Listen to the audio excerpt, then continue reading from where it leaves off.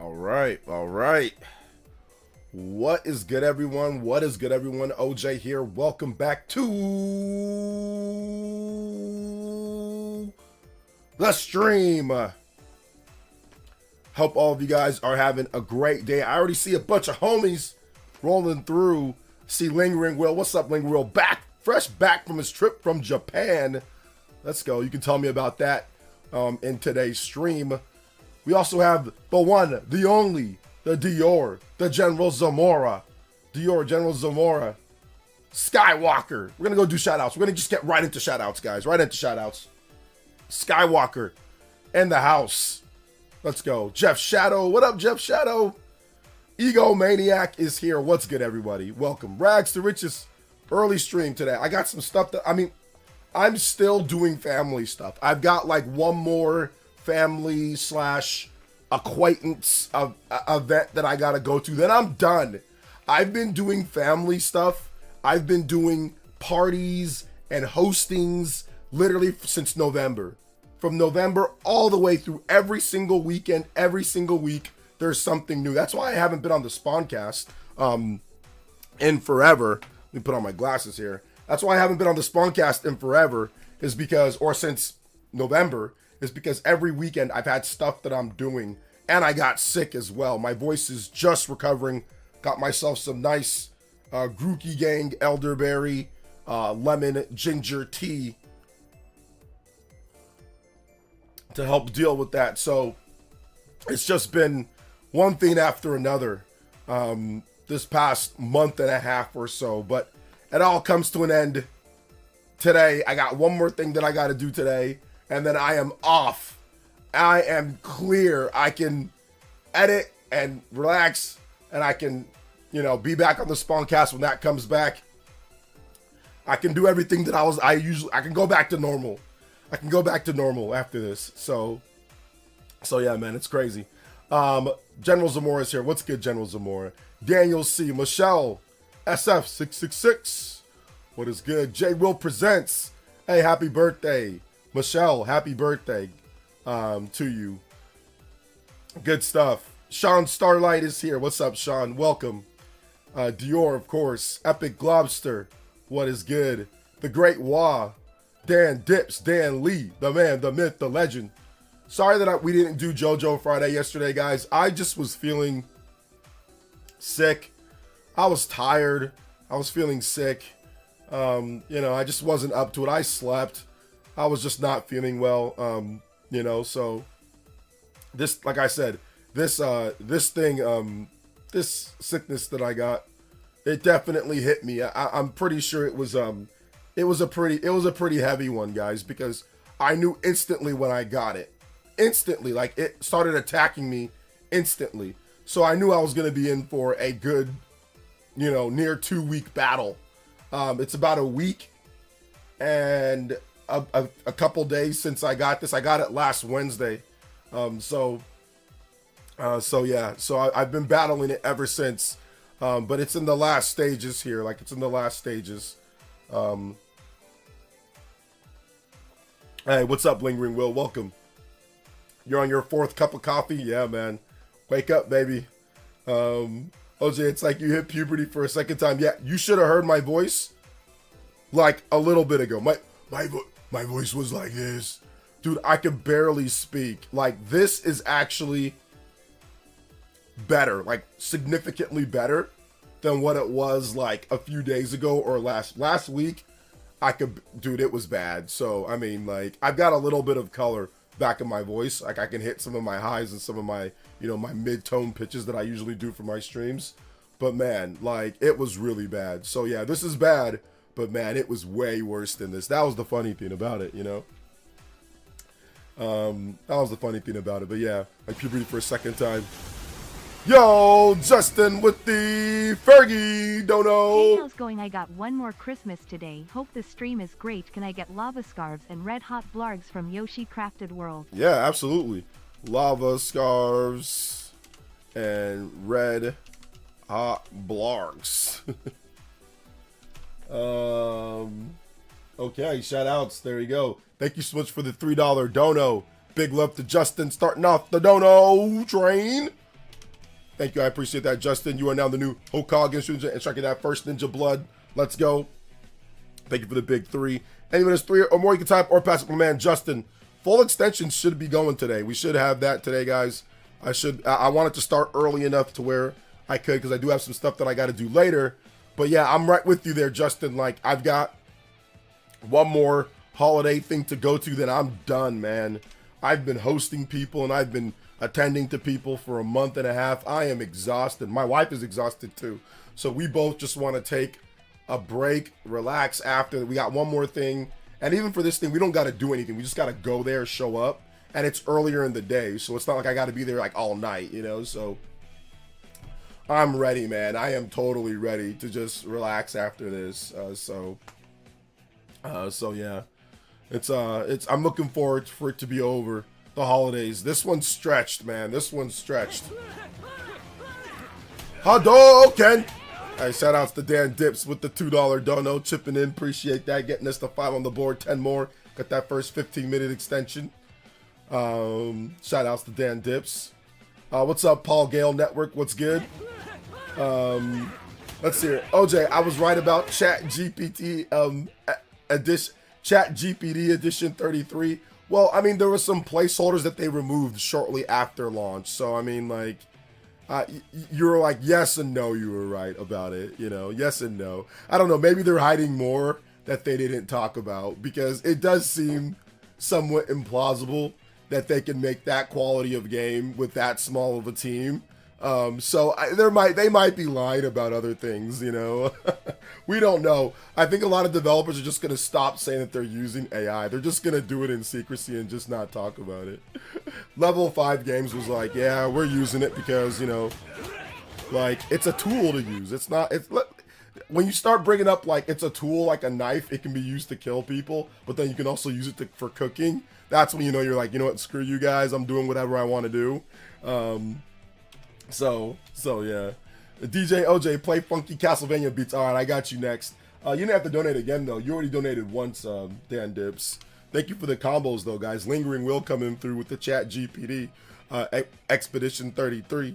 And then also Dan Dips with another dono coming through with the $4. Appreciate that. Castlevania music up next.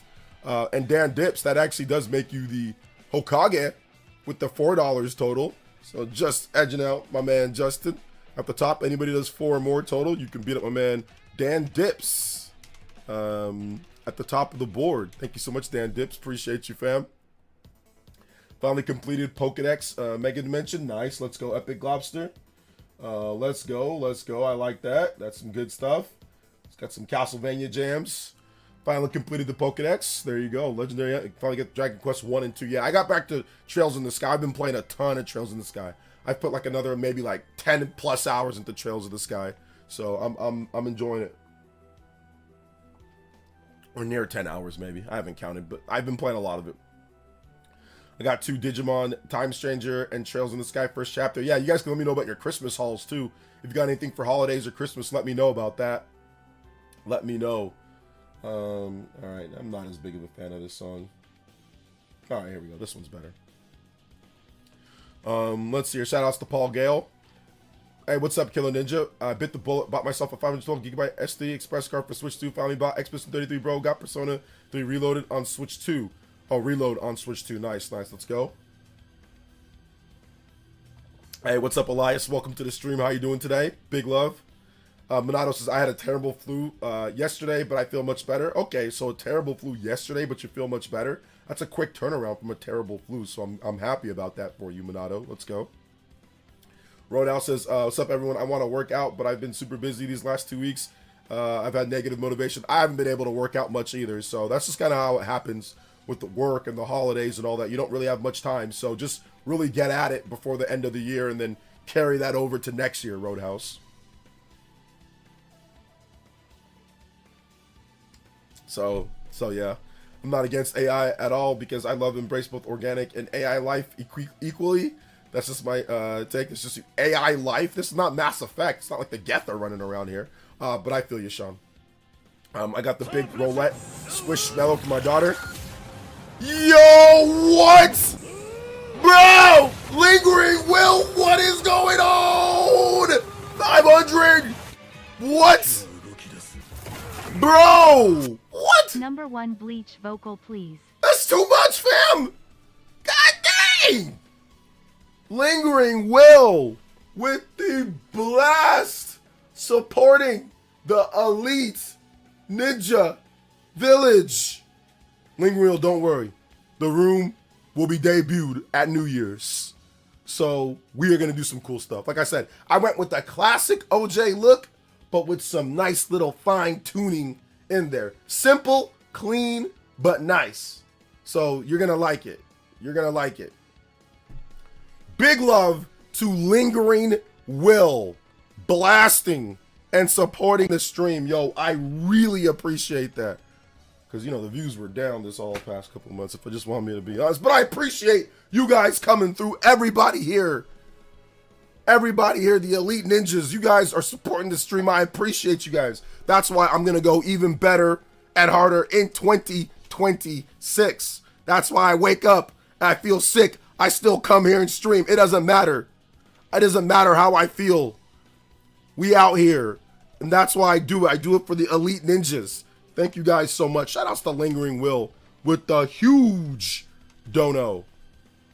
Donated a Switch 2. I already have a Switch 2. But I mean, I can get another. No, that one's going to go into, like I said, we got a cool, Lingering Will, like I said, he's a sponsor of the channel. He supports the stream.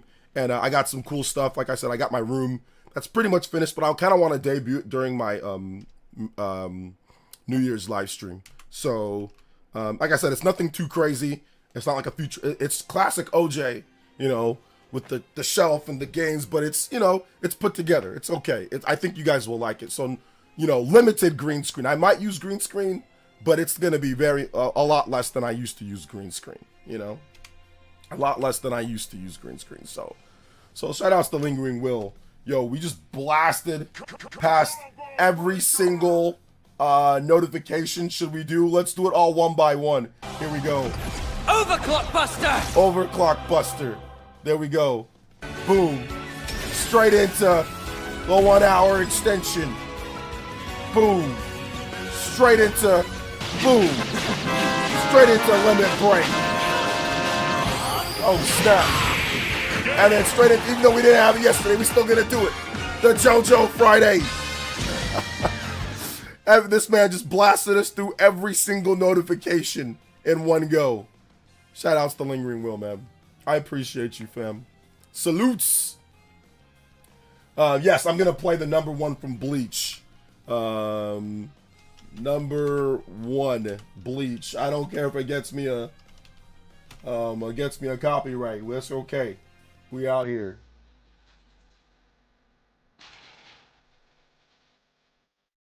Bleach music doesn't get a lot of copyrights, though. That's what I realized. Some Bleach music doesn't get copyright. Some does, a lot doesn't.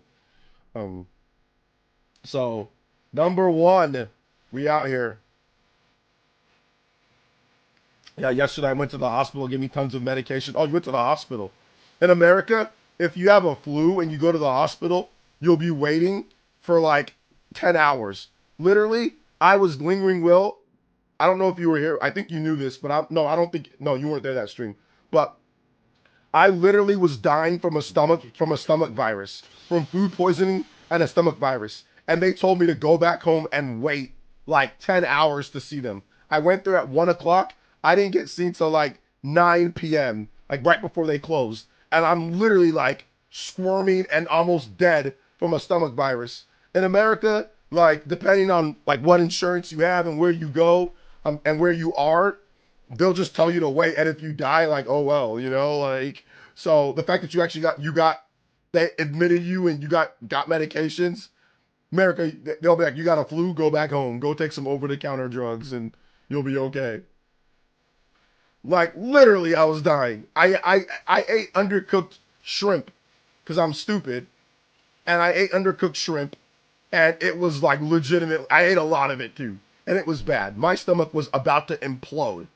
It was like a supernova in my stomach. I was squirming. I felt bad. I felt terrible. It's the worst that I've ever felt in a while. And they were just like, oh well, come back in 9 hours.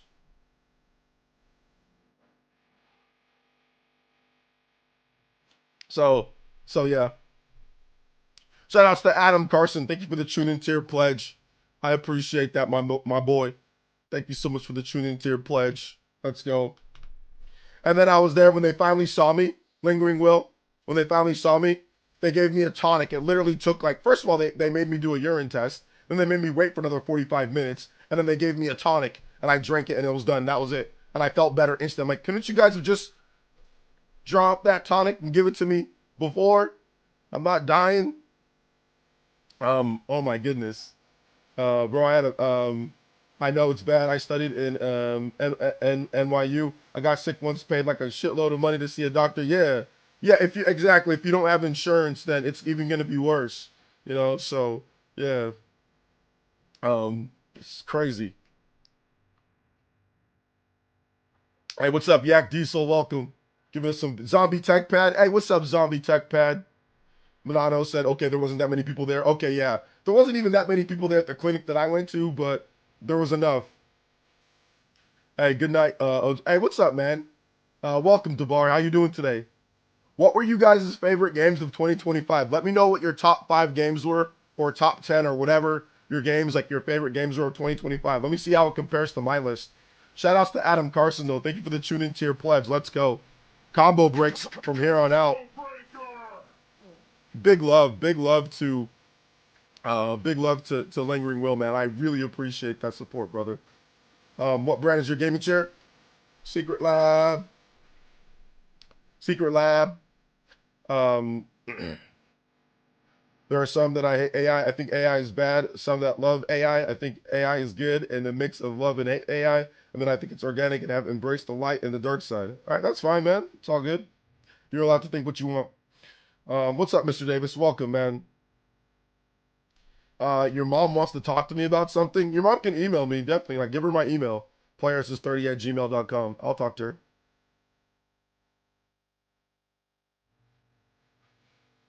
One time I ate an undercooked burger from Whack-Donald's and got extremely ill. I thought I was dying for a week. An undercooked burger from Whack-Donald's.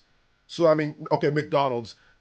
The fact that you ate an undercooked burger, I used to work at McDonald's, so I know what happened. So if you ate an undercooked burger, there's 2 things that happened.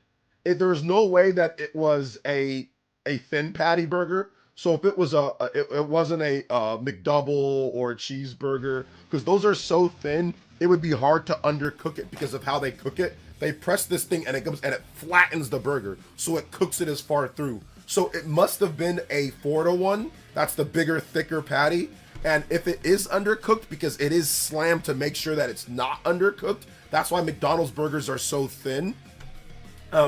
It's because they didn't clean the grills properly. So after about maybe 3 or 4 separate burger, in a row, or maybe more than that, maybe 5 or 6, you have to take this metal thing and clean and scrape the top and scrape the bottom of the pan.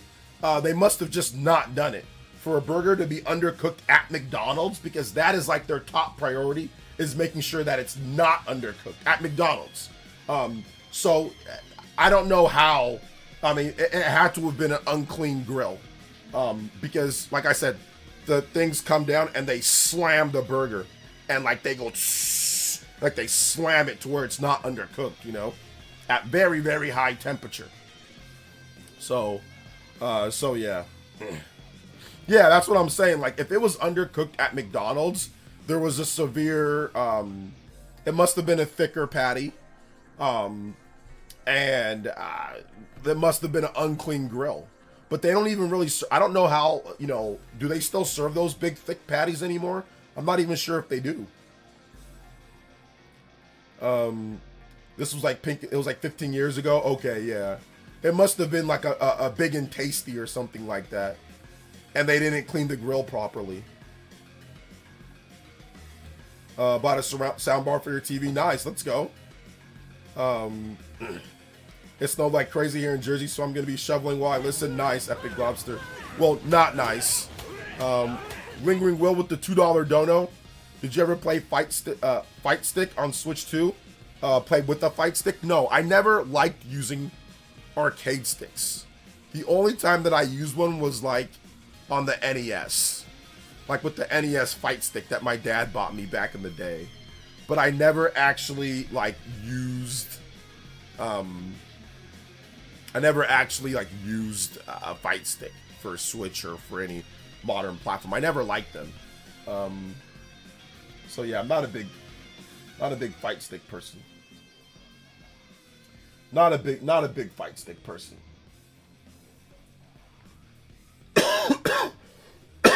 Excuse me. Not a big fight stick person. The main ones I enjoyed were Mario Kart World, Bonanza, Metroid Prime 4, Xenoblade Chronicles X Definitive Edition, Hyrule Warriors. Yes, those were all good.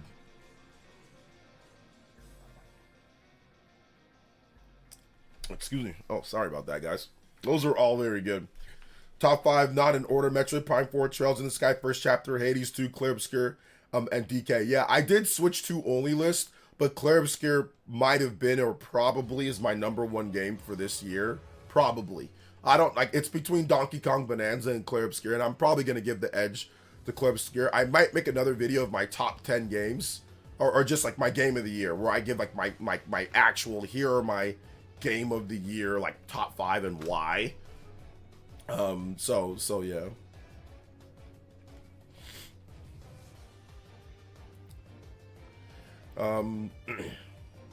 Shout out to Lingering Will, though. Appreciate that, my boy. Thank you once again. 504 on the board, 512 on the combo breaks. Like I said, we're just going further than beyond from this stream out, baby. Unicorn period is my #1. Unicorn period. Unicorn Overlord. Which game are you talking about? What's up, Style Boys? Welcome. Top 5 games: Fantasy Life, Mario Kart World, Donkey Kong Bonanza, Metroid Prime 4, Trails in the Sky. Good top 5. I had Mario Kart World. It just was out of my top 5. And it's so funny to see the shift on Twitter now that a lot of people who didn't have Mario Kart World are getting it. And they're like, wait a minute, this game's good. All you schizos on Twitter that were claiming this game is like the worst Mario Kart game ever. What are you talking about? It plays great. It's fun. Not perfect by any means, but still a fun game, you know? So yeah. Yeah, Unicorn Overlord. Okay, got you. Did that game come out this year? I thought that game came out last year. You Could Replay was the fantastic 2025 release. Hit it up if y'all like, if you're a Banjo fans. Okay, yeah, You Could Replay. I'm waiting for the Switch 2 60 FPS patch. Like, the fact that game is not running at 60 FPS is ridiculous. So they said that they didn't get dev kits in time, so you know, it is what it is. Mine are ZA, Expedition 33, Silent Hill, F, DK, Bonanza, Metroid Prime 4. All right, nice. Those are all good games too. Silent Hill F. I haven't played that one, but a lot of people really like it, think it's good. I need to maybe check that game out. Maybe I'll pick it up at some point. We knew the haters wouldn't keep Mario Kart World down for long. Yeah.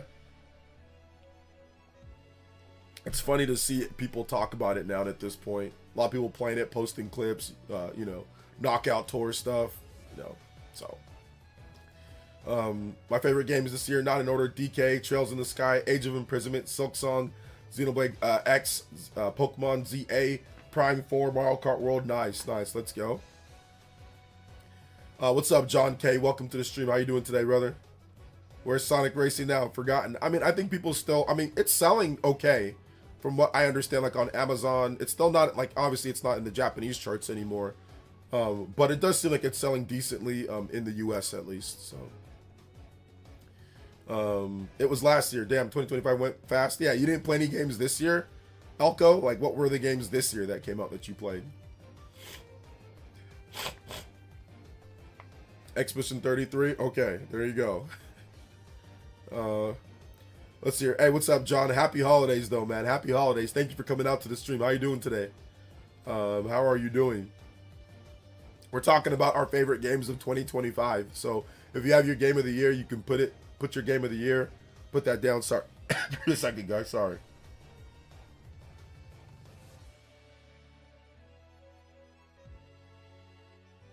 Oh, man. Still, like I said, still getting over this killer sickness that got me, man. Killer sickness that got me.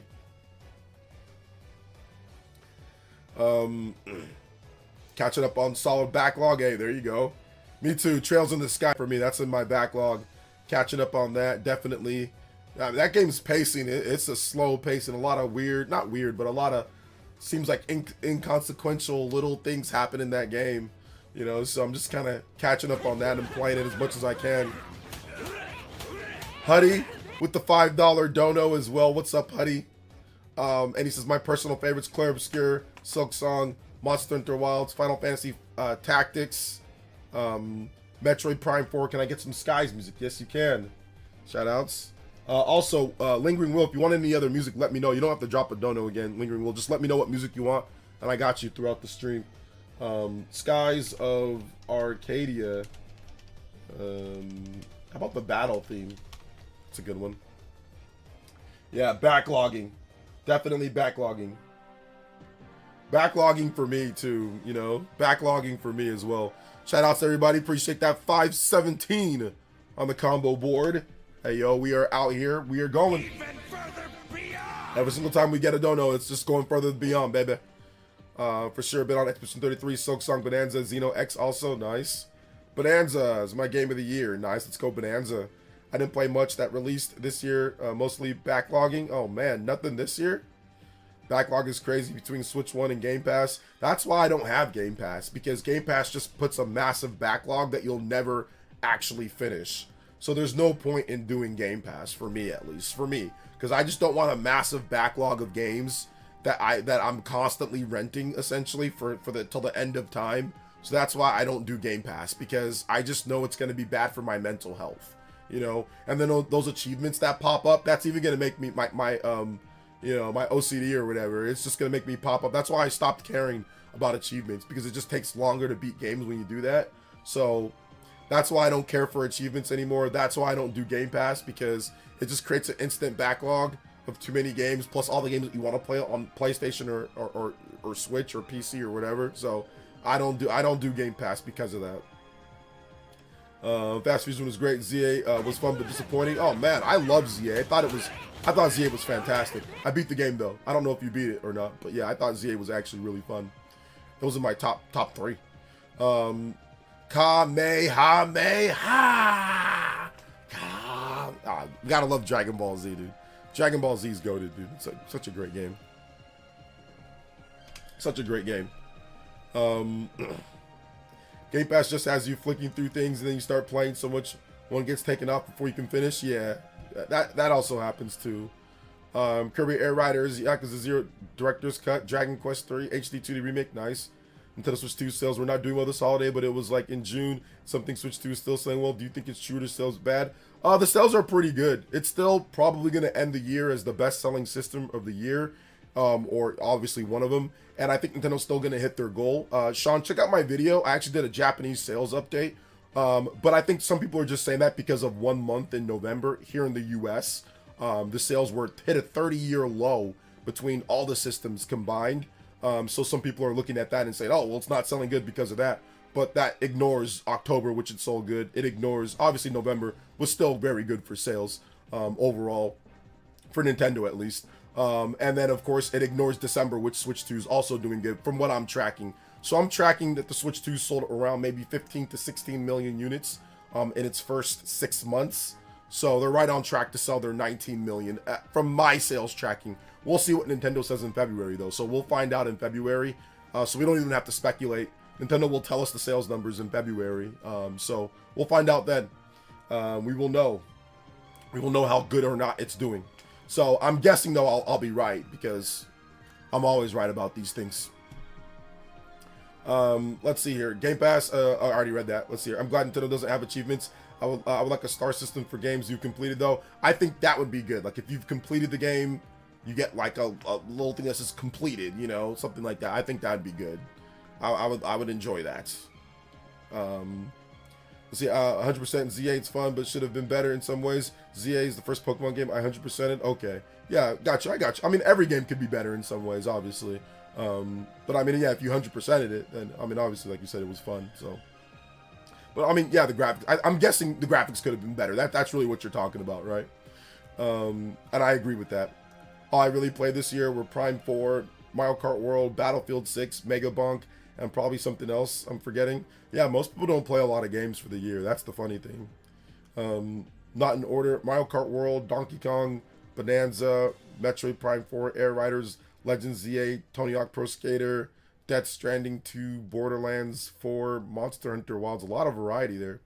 Unfortunately, this wasn't a good year for gaming hardware in the U.S. Maybe RAM prices will be a problem.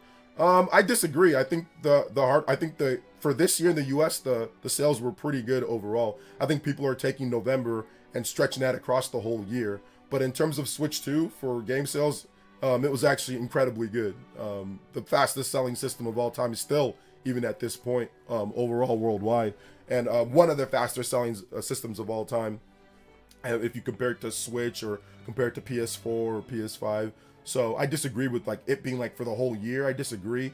Outside of maybe like, yeah, if you include like Xbox and everything, yes, PlayStation was not doing incredible. But I don't think that overall like everything was bad. I think there was definitely some good, some bad.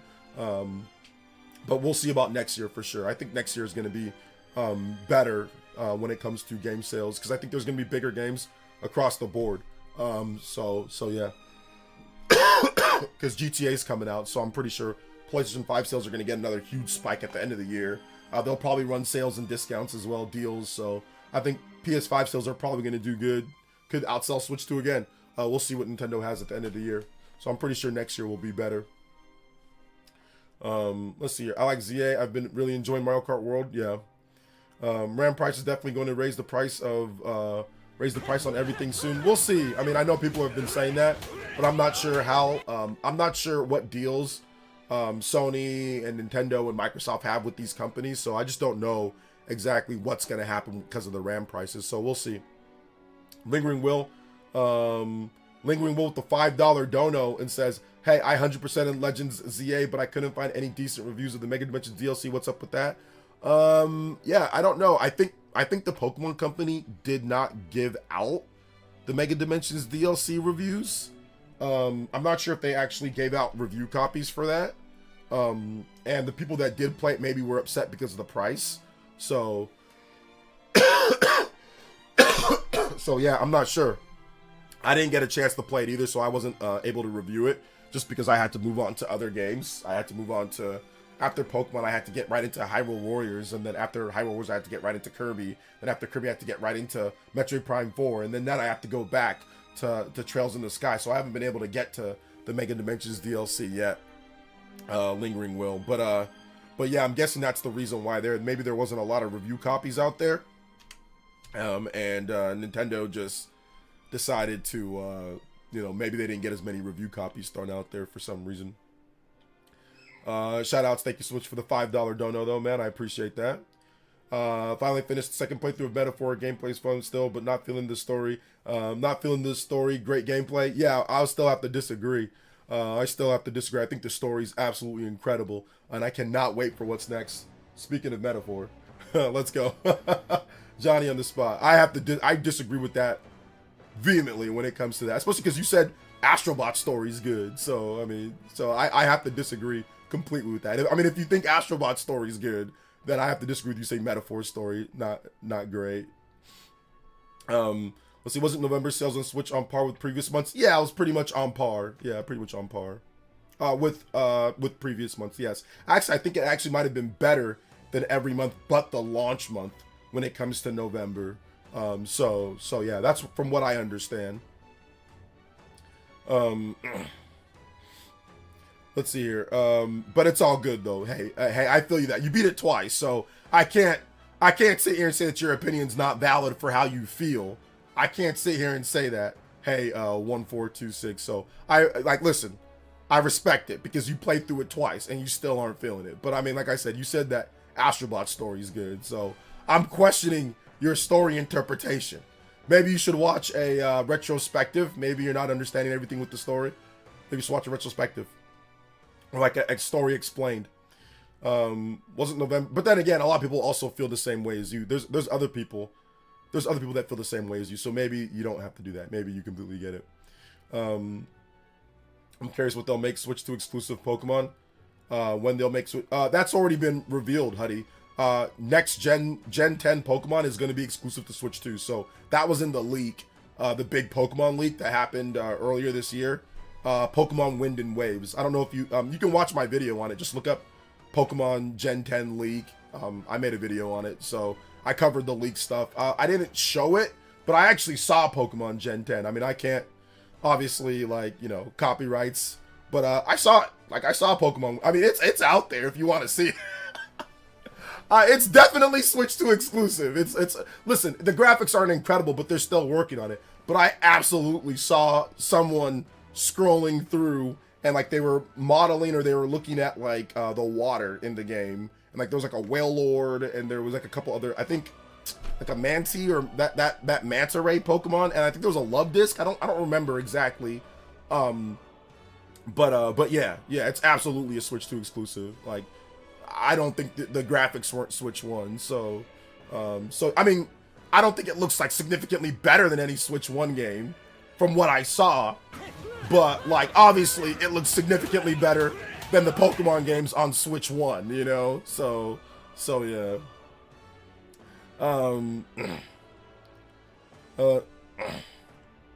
Yeah, you're just not feeling it. Yeah, I feel you on that one. Hey, I got you, brother. I got you. That's fair.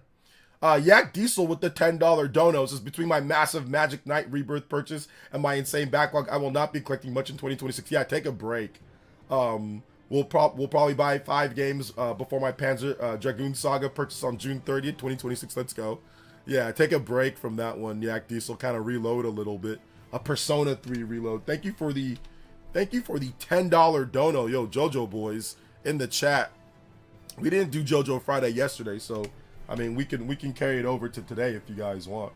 We can do that. I'll play the notification. Let's hit you with one. JoJo Saturday. Let's go.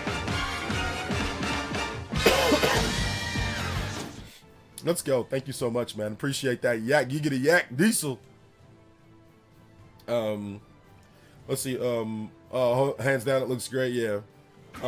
It was a Don Dozo, not Don Dozo. What the hell's a Don Dozo? I thought it was a whale lord. DJ OJ, when we get some Rayman Legends beats, all right, I got you up next. Rayman Legends, I got you up next. Dan Dips, thank you for the $2. Yeah, it was a very early build. Very early build. Gonna purchase 4 more. Okay, 4 more copies of Super Mario Galaxy Collection. Rounding out things, 10 copies for resale. Okay, there you go. Speaking of which, can you play Super Mario Galaxy 2 music? Yes, I can. I'm gonna play this Legends, Rayman Legends music. So we're gonna play Rayman Legends, then we'll get you Super Mario Galaxy 2 music. Okay. All right, here we go. And then Super Mario Galaxy 2 music next. All right. Trails in the Sky First is on sale on PS5. There you go. It's Gen 9 whale Pokemon. It's a Gen 9 whale Pokemon. Oh, okay. So I mistook it for another Pokemon then. Okay. Okay, my bad. I mistook it for another Pokemon.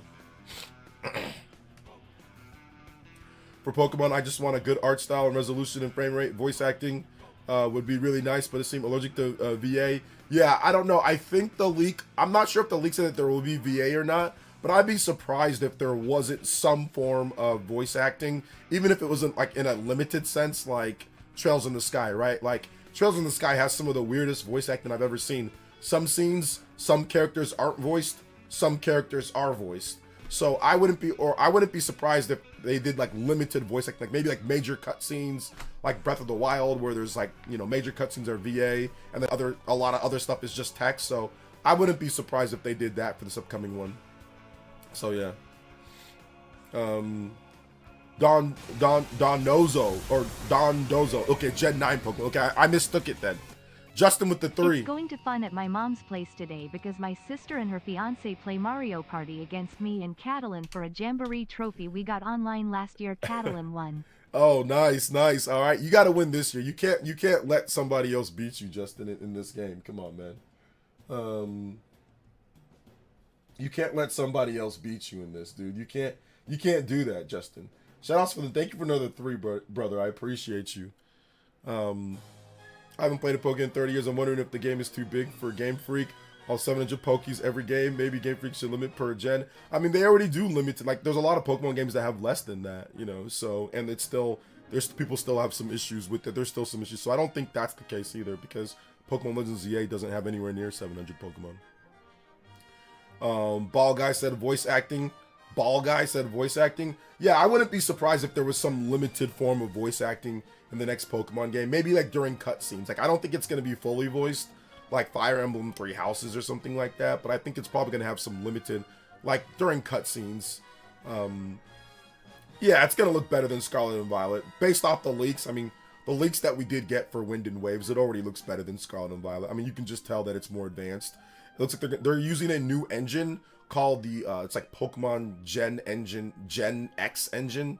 So, I mean, that's probably going to get it up to about, yeah, I'd probably say about nice Switch 1 level visuals, you know. So, I'm guessing it's going to look similar or something like, probably around like Pokemon Snap. That's what I'm guessing, that the graphical style would not look like that art style, but like, as terms of quality, it's going to look maybe around that level of like a Pokemon Snap. That's what I'm guessing. I could be wrong.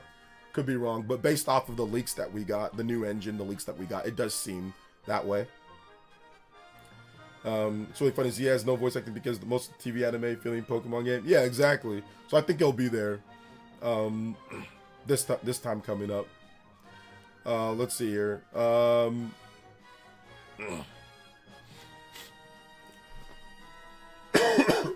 I need to jump back to Z. I've been distracted with other games. Yeah, the ending sequence is so good. The ending of the game is incredible. So yeah, I definitely need to finish that one up. It's fun. Let's see here. I would take that with a grain of salt because it's pre-dev footage. I mean, usually footage gets better as it goes along. So I mean, I'm not going to take it with a grain of salt, to be honest. But I mean, I feel you. Pre-dev footage, usually they're not done. So usually gets better from there on out. Justin with the 3. Shout out to Justin with the 3. Yeah, Trails in the Sky voice acting is funny. 1 second Joshua will be having a full-voiced conversation, then he will just have a text box while they talk. Yeah. Lol. It's really interesting, and I'm guessing they do that stuff because they know about they know about what's going to be in there. Like, they write a script and they know about what's going to be in there, but then when they go over revisions, they've already recorded and they don't want to ask the voice actor to come back in. So that's what I'm guessing. Like, it's like script revisions. Like, okay, hold up, we got to add something here, or we got to do something else, you know, overall. So I think that's the reason why that stuff happens, because they're writing the script at different times and the voice actor isn't available at that time. So like, oh, we got to add this in. So that's what I'm guessing, because otherwise you just tell them to read the whole script, right? So I'm guessing that's what happens when they don't have voice acting at times compared to other times, because the script is just being written in a certain type of way, you know. Let's see here. Yes, but they have to change because maybe it wouldn't be possible within with their budget in mind. Yeah, like I said, I don't know if you're. That's not how budgets work, Felipe. Like, if you have an engine that produces a certain level or certain quality of graphics, it's not about your budget. It's about what you do with what engine that you have. So I'm not sure how you understand how games are made, but that's not a budget thing when it comes down to it. It's not like, oh man, our budget's bad, let's downgrade what we already have right here. That's not how game development works.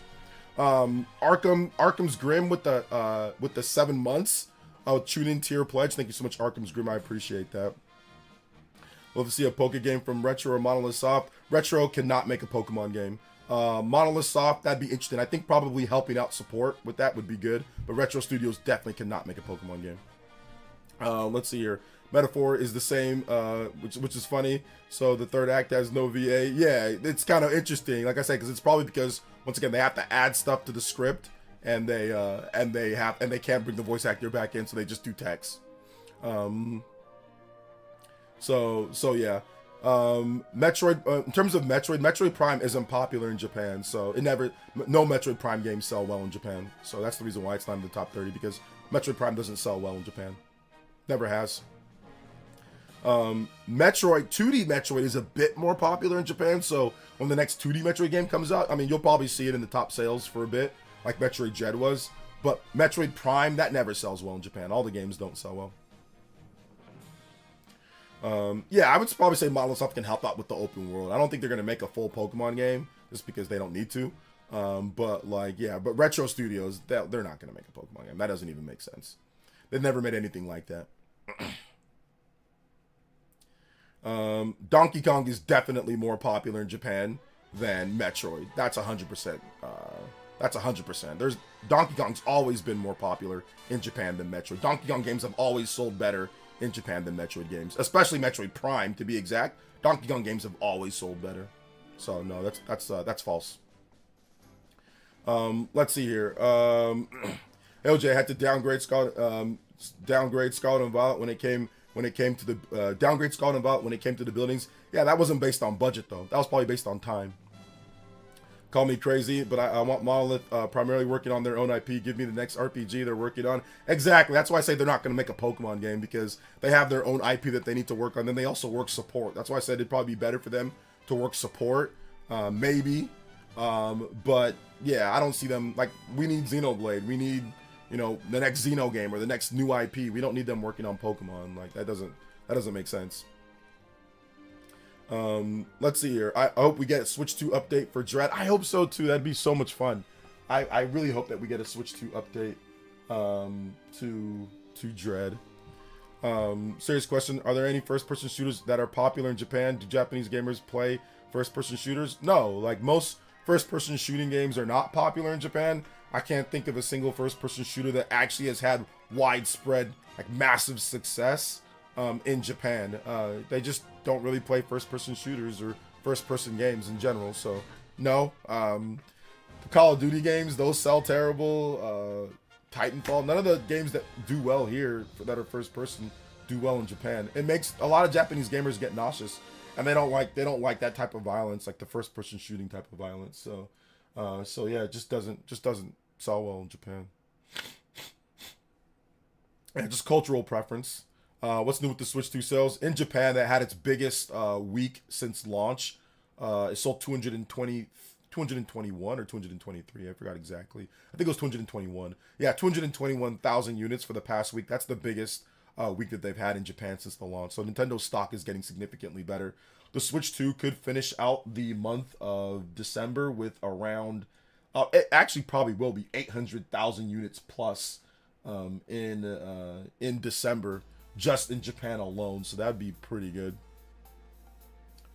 PUBG and Counter-Strike aren't really popular in Japan, no. So yeah. Let's see here. I think my biggest Switch 2 version requests are Astral Chain and Xenoblade Chronicles 2. Those are probably the two that need it the most. Out of like Switch 2 games or Switch 1 games, what games need Switch 2 updates the most? And I'd say Xenoblade Chronicles 2. I mean, the Xenoblade games in general, but Xenoblade, out of all four of them, Xenoblade 2 by far needs it the most. And Astral Chain, yes, that'd probably be the game that I would pick. Those two games need it the most. Japan plays a lot of Apex, not really, but I mean, like, if you want to pick one that's popular, that'd be the most popular, it'd probably be that one, but nah, not really. I once read that Miyamoto never liked Metroid because he felt it was too complicated. I'm not so sure about that. I'm not sure where you read that from. Donkey Kong is nowhere near as big in Japan as it is in the US. More popular than Metroid, sure, but it's never been big in Japan, and hopefully it starts to change. Donkey Kong has definitely been popular in Japan before. I mean, if you're talking about the 2D Donkey Kong games, those have done well when it comes to that. I mean, I'm not saying that it's been the biggest franchise in Japan, but Donkey Kong's been popular for a while now in Japan. Like I said, not the biggest. Not like it sells as well as Pokemon or anything, but it's been significantly more popular in Japan than Metroid Prime has ever been. Like, you can go back and look at the sales numbers for every single Donkey Kong game released. And in Japan, it's usually been significantly better than any Metroid Prime game, for sure. So yeah. Let's see here. So, what's up, JB? Welcome to the stream. Shout outs, man. Fire Emblem needs Switch 2 updates. The reason why I say Fire Emblem doesn't necessarily need Switch 2 updates as much because it's a turn-based game. So since it's a turn-based game and like it's not running like the worst ever, it's not. I mean, yeah. I mean, it would be nice if we got them. Trust me, it would be great to play Engage and Three Houses. But those games are so long, and like, I just don't feel like going back and playing them just for 60 FPS. So I think a game like Astral Chain, an action game, definitely. Xenoblade 2 runs like worse than Fire Emblem Three Houses and Fire Emblem Engage. So that's why I say like Xenoblade needs it more, you know. So that's all. But I mean, trust me, I would love for Three Houses and Engage to get updates too. Pokemon Legends Arceus, I think that would be great to have that updated as well. I'd probably go back and play that a little bit. Like faster loading, that's a game that I probably, like, you know, just I have it digital, so like faster loading to get from zone to zone and from region to region and all that would be great for that game. So yeah, that'd be nice. May sound weird, but I would like Switch 2 edition of Brain Age. Switch 2 didn't they update Brain Age? Or am I tripping on that one? Didn't they do a free update for that game? But maybe not. Nintendo Switch 2 free updates. Oh, maybe I missed. Free update games. Maybe I missed. Oh, it's Big Brain Academy. Okay, Brain versus Brain. Okay, yeah, that's the game that they updated. So yeah, they updated Big Brain Academy, Brain versus Brain. So that game has an update that you can, like, essentially like a Switch 2 version that you can play.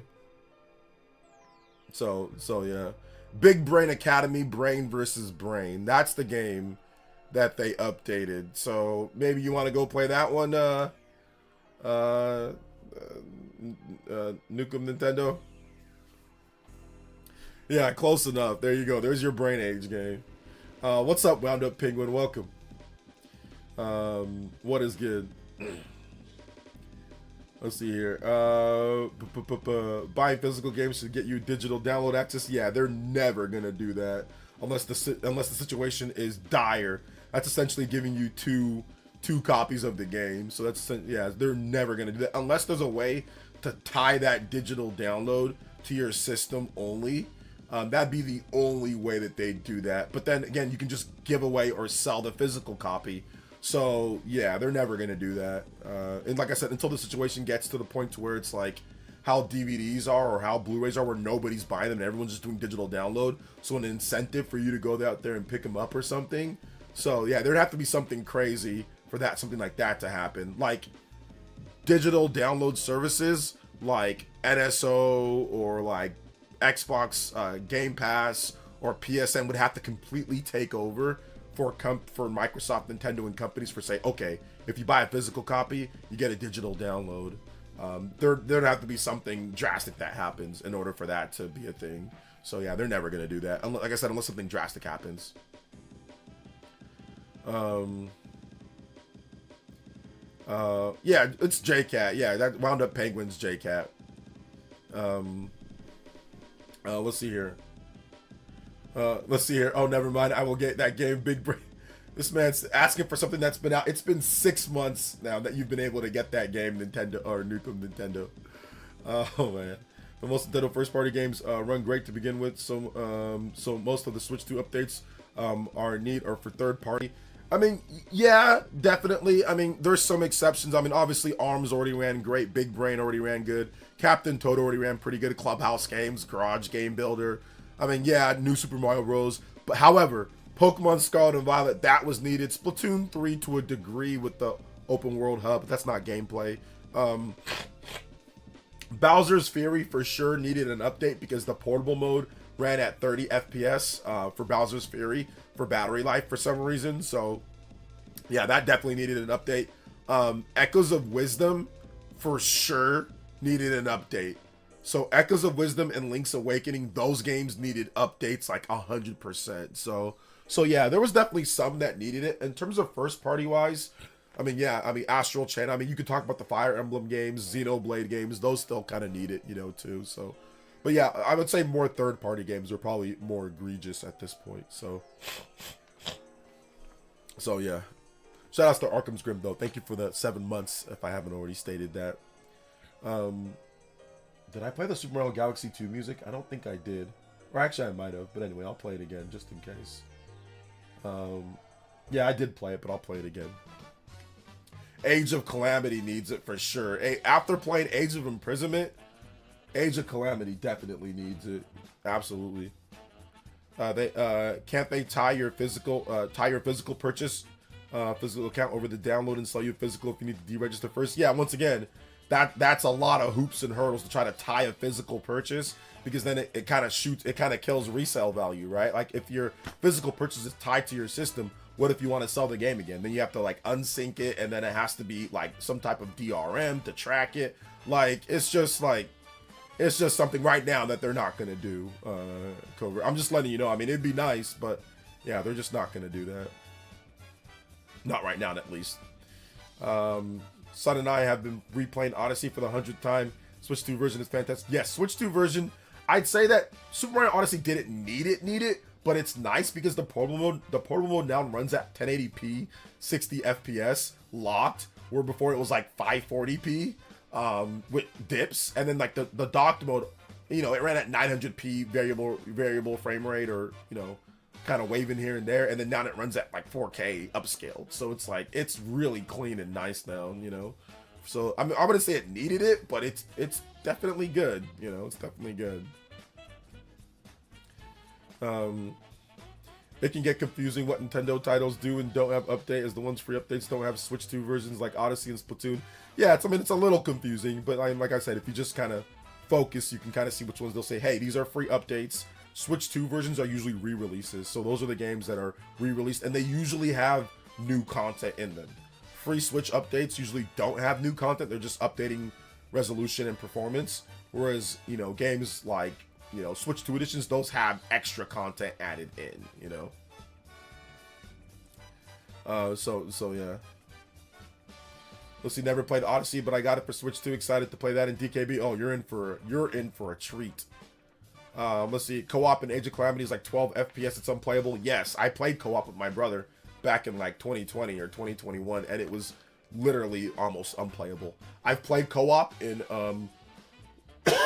I've played co-op in Age of Imprisonment, and it's fantastic. It runs at a locked 30 FPS with some dips depending on what's happening, but it's nowhere near as bad. It's definitely playable, and like having two people play, like to have like that interaction and team up to do attacks and stuff, it's super fun. So, and I was playing like with my 4-year-old little nephew. He doesn't even know what he's doing half the time. So yeah, it was great. I do like the co-op in Age of Imprisonment. It's very fun. Very fun.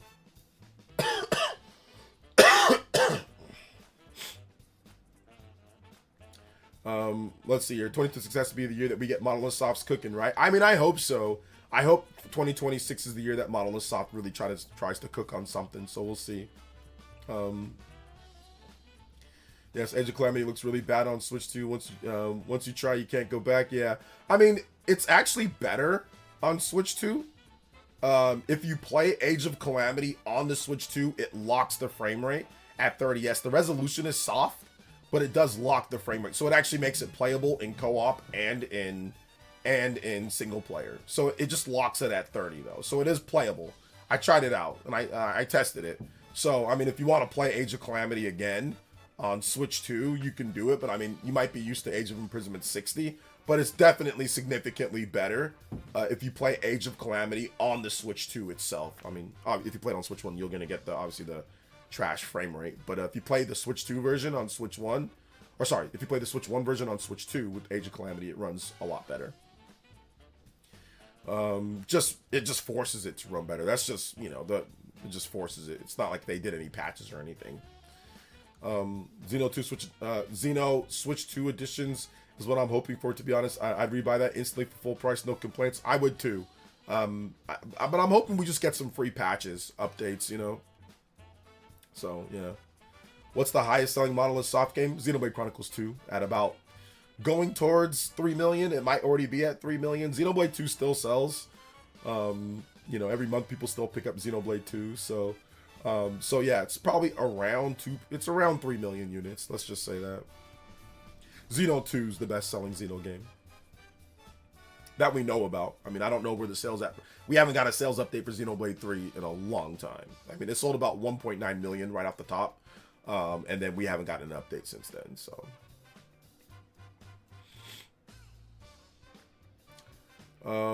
Let's see here. Good stuff though, guys.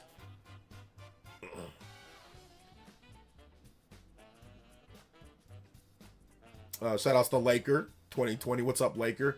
Chase Tenny's here as well. Big love, guys. If you guys have more questions too, tag me at PlayerEssence, hashtag PlayerEssence. Waifu sell, baby, but game itself is goated. Yeah, man. Like the waifu. I think a lot of Xenoblade Chronicles 2 sales was the fact that you don't necessarily need to play Xenoblade 1 beforehand. But yes, it's good to play Xenoblade 1 beforehand. But also because it came out at the launch or in the first calendar year of the Switch 2. So people were very curious with the game. There's a lot of people that played that game that did not like it at all and didn't buy Xenoblade 3 or whatever, or didn't buy Xenoblade X, but excuse me, sorry about that, guys. Didn't have time to mute my mic. But yeah, man, it's interesting for sure. It's interesting to talk about that. People better put blame on Soul Valley on Retro as well, not just Bandai Namco Singapore. I think people aren't really blaming Bandai Namco Singapore for that one, dank meme. I think people are just blaming Retro Studios and Nintendo for it. But once again, I do think that people feel better after the interviews. So just to summarize it, Retro Studios rebooted it from scratch, but once again, I was right and I was wrong. They had a concept of an open world with Retro Studios. Bandai Namco Singapore, there's no evidence that Bandai Namco Singapore decided to do Soul Valley. It could have been, it could have not been. Some people were interpreting the interview that way, but not necessarily, because they said they rebooted it from scratch. And then after they rebooted it from scratch, they saw that people were wanting a Breath of the Wild style of thing, right? So like, oh, so they were thinking, okay, let's do this. But then after some time had went by, people had kind of not so hot on open world games, but they didn't have time to reboot it again because it was already rebooted once and it was taking longer than anticipated. So they decided to do the bike, do the Soul Valley, and do like a smaller area to break up the bigger area, to break up the actual like Metroid style levels. So if they just take that as a base for next time and spend more time actually doing things in there, I think they can make the next game incredible. So I'm looking forward to the Metroid Prime 5. I already liked Metroid Prime 4. I just think that there were some things where I docked it a point or two or a point or so was because of, it was kind of, Soul Valley was just kind of like, there wasn't as much like crazy, like the art within there that wasn't great. It ran good, it ran fine, and there was some fun stuff to do, some stuff in there like the little dungeons or little puzzles that you can do to get upgrades. That was cool, but they need to just make it more intricate and elaborate. And they also need to connect maybe all the other places through like a system that you can go to other places without having to go to Soul Valley. So, or without having to go to the interconnected hub. So if they do that for the next game, I think it'll be really cool. Retro still managed to salvage the game and made it 8.5 to 9. Yeah, that's what I'm saying. Like, that's why I think the next game is going to be incredible, because they'll actually have time to build it out exactly the way that they want to. And I'm not even sure if there will be like a hub world or like a Soul Valley or like a bike. I don't know if they probably won't even do any of that next time. They'll probably do like space flight or something where it's like you can just fly your ship from one place to another, or teleportation, or like where just like Samus rolls into the ball and just shoots you to wherever you want to go. They'll probably just do that next time. I doubt they'll even do like a whole Metroid Viola bike and all that. So yeah. Excuse me. Valuable items. Oh my gosh. Sorry about that, guys. If I don't die today on stream. Lingering Will, oh goodness, with the 10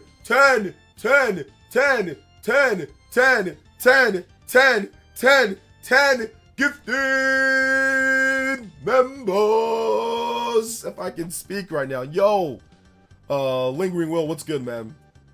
Thank you so much for the gifted memberships. Squirrel Swirl, Galactic, oh my gosh, John, Luis, Retro, Yuana, Lewis, David, yo, thank you. All got memberships from Lingering Will. Oh my goodness. Yo, the 50 piece. Thank you so much, Lingering Will, man. We got to get some points on the board here for that, man. Some points on the board for that. Shout outs, man. I appreciate that. Let's go. Thank you for the big 10 gifted. Still getting, yeah, I'm still but I feel so much better now than I did before. I'm still getting over it, but I'm in like the last, whatever I got. Dude, I don't know if it was COVID or something, bro.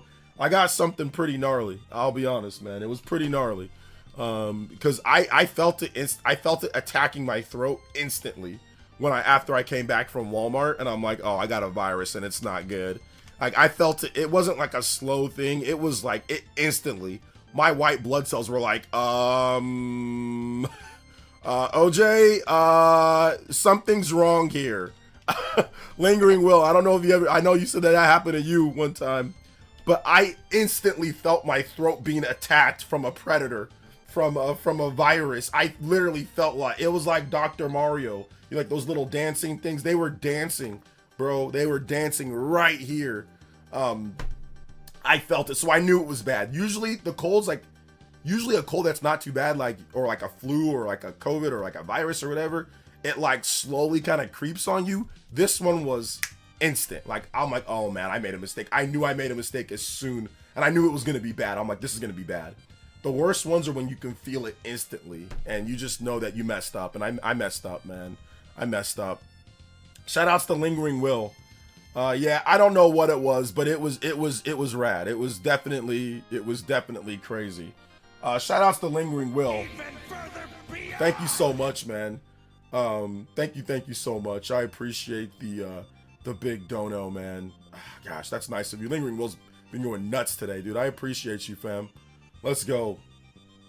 Prime 4 was pretty, but it felt bland to me. Yeah, it's a little bland in the Seoul Desert area or Seoul Valley area, but the game graphics look incredible. I don't know how it could hurt your eyes. The game's it's the best looking Nintendo game maybe ever made.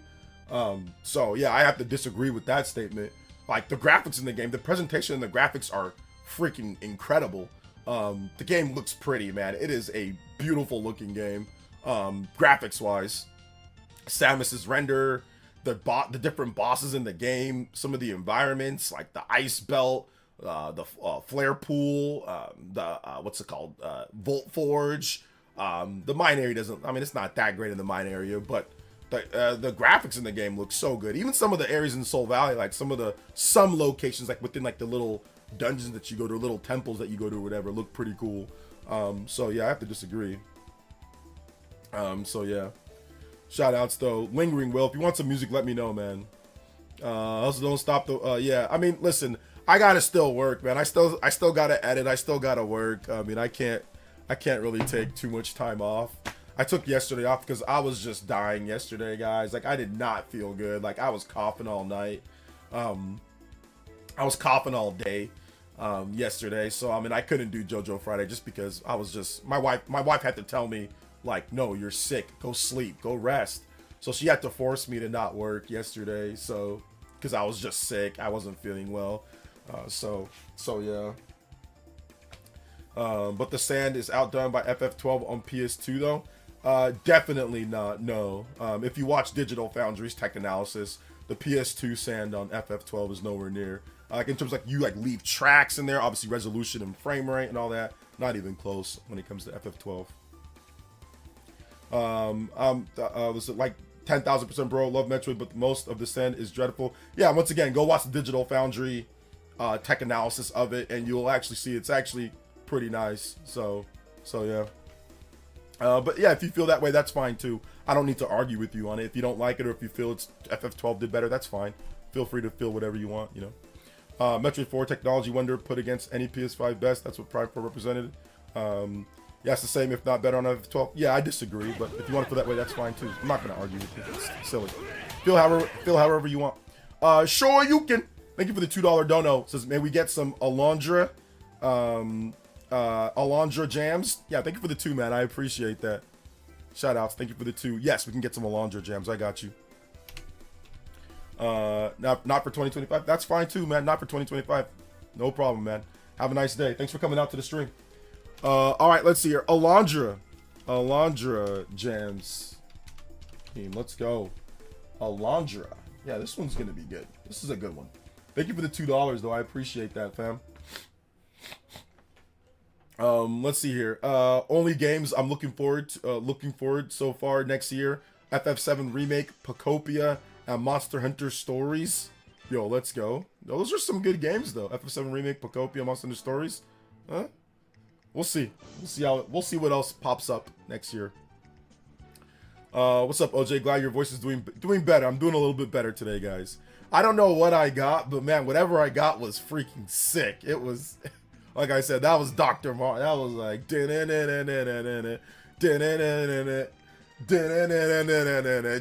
ever played Dr. Mario on the hardest difficulty? That's what my virus was, bro. It was Dr. Mario on the hardest difficulty. We gotta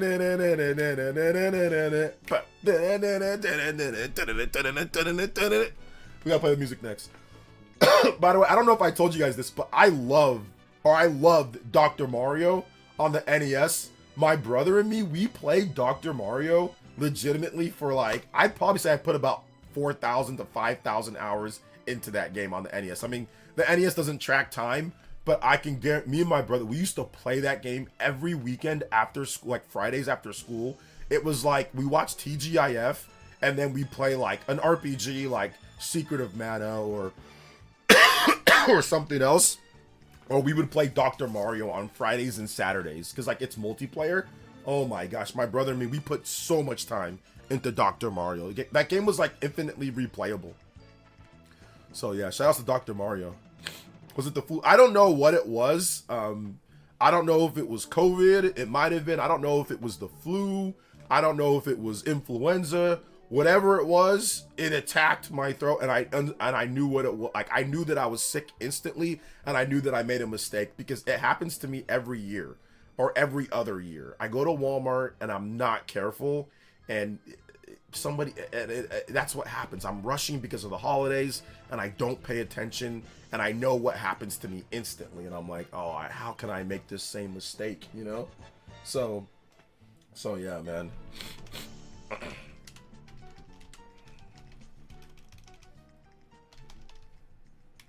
So yeah, that's what happened, man. It sucks, but I'm over it. I'm getting over it at least. All right, here we go. All right, here we go. Wait. No, here we go. No. No.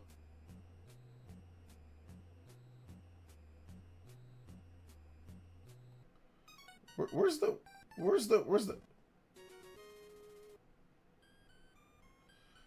actual one that I'm looking for?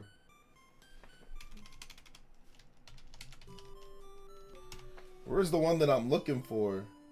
Oh, here we go. All right, we'll just play the Melee version. Let's go. It's been going around. I'm in the Bay. A lot of people around me got sick like that. Yeah. Loss of voice, body aches. Yeah. I'll be strong. It's not gonna happen to me next time. I'm gonna put a note in my phone, and I'm gonna make sure. I'm gonna put a note every single time when I come back. It's always Walmart, dude. That's the place where it always happens to me at Walmart. I can't be getting cooked by Walmart every year. You know, it's stupid. So yeah. What a weirdo. These Metroid Prime 4 haters that have probably never even played the game. Yeah, I don't think he's even played the game. He just came here to, like, he's probably just bored on the weekend, just came here to troll. So if you just don't engage with it, just say, oh yeah, that's cool, that's your opinion, it's all good, I'm not gonna argue. They'll just leave. I mean, they got nothing better to do. So yeah, it's all good. When he knew that I wasn't gonna argue with him, he decided to, oh wait a minute, hold up, my tactic didn't work. You know, so I think he thought I was gonna argue. I'm not gonna argue. It's FF12. Come on, man. Hey, what's up, Gangsta Slayer? Welcome. Whooping cough and measles still going crazy right now. I think I'm vaccinated against the measles, so I don't think I'll get that. But like whooping cough, I think I might be vaccinated against that too. I'm not sure. I'm vaccinated against COVID as well, but I don't think it was that. So I'm not sure what it was. But either way, yeah. Let me know about your Christmas hauls too, guys. If you got some cool stuff for Christmas, we're also talking about that. Hey, what's up, Alvin? Welcome to the stream, brother. Shoutouts. Bro be trolling the holiday period. That's sad. Bro, I have no family to spend time with.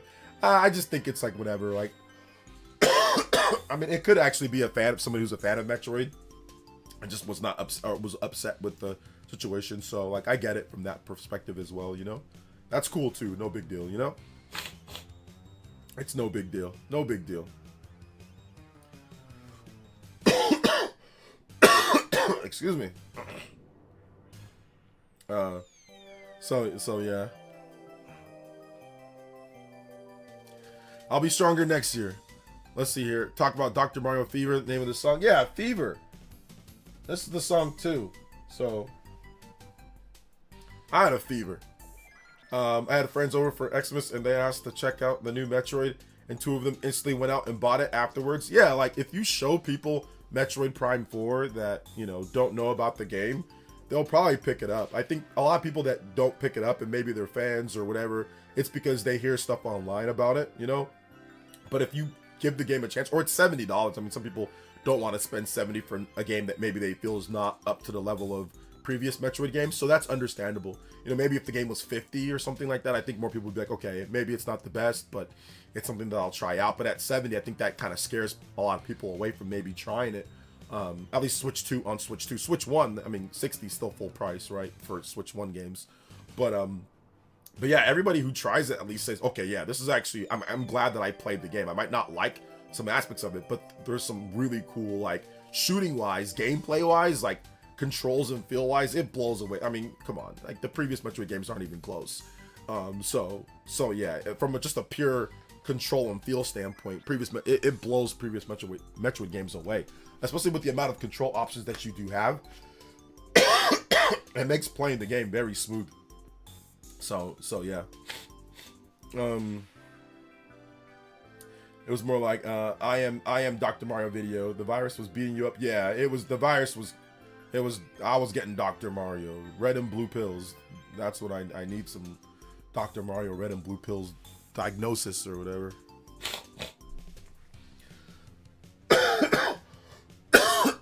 Excuse me, guys. Also got Pokemon DLC for ZA. Nice, let's go. How are the mouse controls for Metroid? They're very good, very smooth. You can use a dual fusion too. You can go from pointer controls to mouse controls right away, so it's actually not bad. Prime 4 has the best Morph Ball gameplay in the series, in my opinion. There's definitely some really fun Morph Ball moments. I like where you have to do like the Morph Ball, and then like you are like doing like platforming. Like you have to like do like the Morph Ball, then like hold down the B button and like shoot yourself, and then like latch on and like go across different things. So yeah, there's definitely some fun Morph Ball. Like I wish there was more Morph Ball moments. There's also some boss battles that incorporate Morph Ball too, which is pretty fun as well. So yeah, I think the next Metroid Prime 5 is gonna be, Metacritic wise, I think Metroid Prime 5 is gonna be like that, a 10-point difference, you know. I think it's gonna be like an 80, high 80s that I thought Metroid Prime 4 was gonna be. So I think Metroid Prime 5, like, they gotta give them another shot. Maybe in the next, build a game in the next 3 years, reuse assets, build a game in the next 3 years and make Metroid Prime 5, build those intricate levels and stuff like that. Maybe make a hub world, but, you know, more elaborate. I think that would be great, and I think it's going to make a really good Metroid Prime 5. So, also, if you look at the story for Metroid Prime 4, it definitely seems like they're gonna continue on with something. So yeah.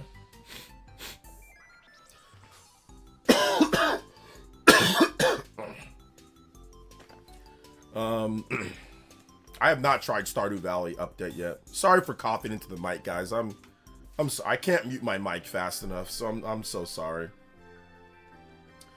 I told Jojo they were gonna grade this game. Oh no, Sis, you were right about that. It was actually lower than what you said as well. So yeah, it was actually, I think, 79 down at this point. I don't know if it went up or not, but no, yeah, you're right about that. But you weren't basing it off of anything but just it wasn't based off of anything but just like skepticism. I don't think it was based off of like, oh, you had some like intricate knowledge of something. You were right though. I will give you that. You were right, but it wasn't based off the previous games for sure. But you were 100% right with that one. Prime 5 should benefit heavily from all the work they did done on Prime 4. The engine is clearly well optimized. Yes, it's very good. And they can even do a better job now because they don't have to worry about Switch 1. So they can just literally just make the game for Switch 2. So it's going to be good. The music here is from Dr. Mario originally, but this is the Super Smash Bros. Melee version of Dr. Mario Fever. So yeah, it's 30 minutes long though, so I don't want to listen to it for 30 minutes. So we can play some Volt Forge or something. Hey, what's up, David Bofal? Welcome to the stream, brother. How you doing today? Make sure you guys hit that like button too. If you have not hit that like button, hit that like button. I appreciate it. hit that like button. But yeah, I was wrong, man. I was wrong on that one. And actually, Sis, when the reviews, I don't think you were here for that stream, but I actually name dropped and I said, hey, look, like, I was wrong, you know, like, and I brought you up and I said, hey, look, Sis was right, but I don't think you were not here for that stream when I did that. But yeah, you were 1,000% right about that, like 1,000,000% right. And next, I will take that into account next time for anything. I'll take that into account because they've been. I mean, I think that here's the reason why you were right to do that too. Partially because they've been doing that with Nintendo games pretty much all year, right? Kirby Air Riders, Hyrule Warriors, Mario Kart World, you know, so they've kind of already been doing that, you know, but with the legacy franchises that had reviewed well in the past, like Mario and Donkey Kong, those were higher. So yeah, I didn't expect, I mean, and listen, a 79 is a ridiculous score for that game. It's the same score as Metroid Other M. That's insane. That's stupid, you know? That's dumb. I hate that they always do Metroid like this, but they don't always do Metroid like this. Metroid Prime 1, Metroid Prime 2, Metroid Prime 3, Metroid Prime Hunters, you know, all of those games have good scores. Like the lowest score between those games, even Metroid Prime Pinball, which is a really weird offshoot, has a better score, I think, than Metroid Prime 4, which is stupid. But they don't, though. That's the thing. They actually don't. Metroid games review well. At least, but we haven't had a real big Metroid game. Metroid Prime Remastered reviewed well. Like, so they don't always do Metroid games like this. I mean, if you're looking at the last number of Metroid games, Metroid Dread, 88.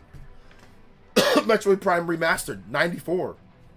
Metroid Prime Trilogy, you know, 91. Metroid Prime 2, 92. Metroid Prime Original, 97. So yeah, I mean, they really don't. They really don't. Metroid Samus Returns, 85. You know, like Metroid Other M has a 79, and it's nowhere near as good as Metroid Prime 4. It's like not even close. Metroid Other M is nowhere near as good as Metroid Prime 4. This is, I don't care what anybody says, this is facts. On controls alone, the controls alone, factually, it's not subjective. It's a fact that the controls alone are a hindrance. That is a factual thing. You can measure the D-pad and people's thumbs. It is a factual thing with Metroid Other M controls. So I can't sit here and say, oh yeah, it's the same as Metroid Other M. That's just false. I'm not willing to listen to people's opinions on that. Metroid Prime Hunters, 85. Metroid Fusion, 92. Metroid Zero Mission, 89. Metroid Prime Pinball, 79. So Metroid Prime 4 is the same score as Metroid Prime Pinball. I mean, Metroid Prime Pinball is actually a fun game, but it ain't better than Metroid Prime 4. That's stupid. The only actually bad rated Metroid game is Metroid Prime Federation Force. That's a 64, and that game's not even that bad. It's probably more like a 7 out of 10 or something like that, but people were bashing the hell out of it because they wanted a new Metroid game. They didn't want this. So it took the brunt of the internet's rage. But is it a 6 out of 10, a 65 or 60? No, it's not that bad. I played it. It's not that bad. It's more like a 7 out of 10, 7.5 out of 10. But it's not a 6. It's not a 6 out of 10. But whatever. So yeah. Nintendo should have let Retro do Metroid since the start and not give it to Bandai. I mean, hindsight's 2020, to be honest. Trying to get right from the context clues, but I'm missing it. Anyone want to elaborate? Wait, what are you trying to talk about here? I'm so confused by Prime 4 reviews. I've been playing the game for 30 plus years and really enjoyed Prime 4. It's 9 out of 10 in my opinion, 8.5 minimum. Yeah, that's what I'm thinking. Like 8.5. That's where my score was. It was around 8.5 to 9. So I averaged out my score and it got a 90 on the dot. So, but I thought about giving it 1 point, like a 0.5 lower for gameplay, but I ended up giving it a 9. But it could have been a 8.5. So if it was an 8.5, that would have dropped the score to about an 8.8, 8.9. So each Prime got lower score than the last. The series lost a lot of its first-person gameplay. Most people don't care for projecting themselves onto Samus's visor. Prefer fast-paced tank controls. Fast-paced tank controls. Okay. Crazy. Maybe a long wait just left the bad taste in everyone's mouth, but maybe the overworld, I don't know, it's tragic reality. Yeah, I think that's really what it was. It was a lot of the Prime purists that were looking for something like Metroid Prime 1 after Metroid Prime Remastered had an issue with the characters in the game, the Galactic Federation troopers, and the what's it called, and the green crystals. I think those were the two things. Let's see here. Reviewers these days' opinions are based off the internet opinion. A lot of reviewers do base things off of internet and try not to upset internet. I agree with that. So yeah, that is also true. There are reviews that literally reference what people are saying over the internet all the time in terms of how they review things. So that is also true as well, which is unfortunate. Let's see here. Do you think they'll patch the overworld desert? No. If they haven't patched it down at this point, they're not going to patch it later. Hey OJ, do you recommend Xenoblade Chronicles X Definitive Edition for the first Xenoblade game to play? I saw a copy on clearance section at Target. I would just pick it up, and even if it's, yeah, I would just pick it up, and if it's on clearance, then just go ahead and get it. But I do recommend Xenoblade Chronicles 1 first. But you can play X first too if you want, though.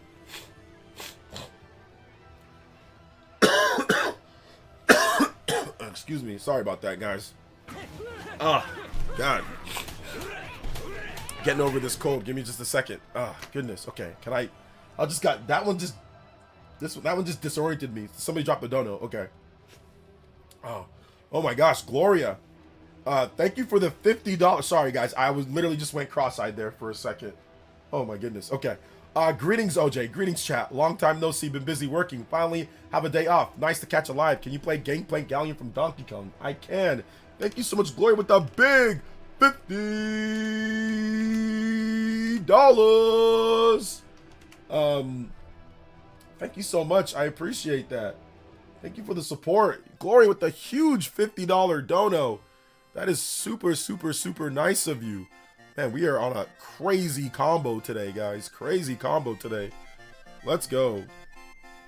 Shout outs. Yeah, just go ahead and pick that one up though. Kento, go ahead and pick that up.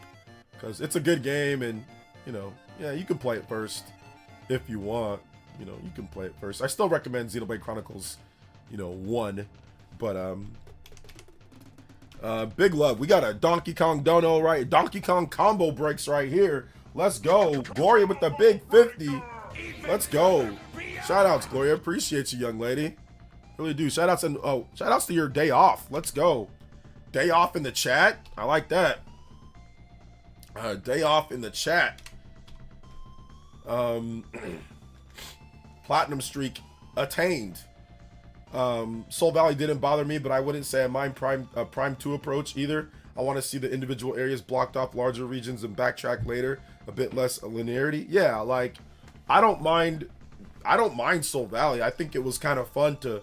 I like motorcycles though, so I mean I'm a big motorcycle guy, so I didn't mind smashing green crystals. I think that just like the organization of that area, it was just kind of barren, right? So if it was just designed a bit better, and if they actually put more stuff to do in the open world or in the little hub area, I think it would have been great if they would have just put more stuff to do and more different things, maybe some more elaborate areas and locations to go to, because it just seemed like, oh, here's like a little thing, oh, here's like a little thing, so it would have been great if they did that. But yeah, I think X gameplay is better personally. Yeah, but the story is what makes Xenoblade incredible.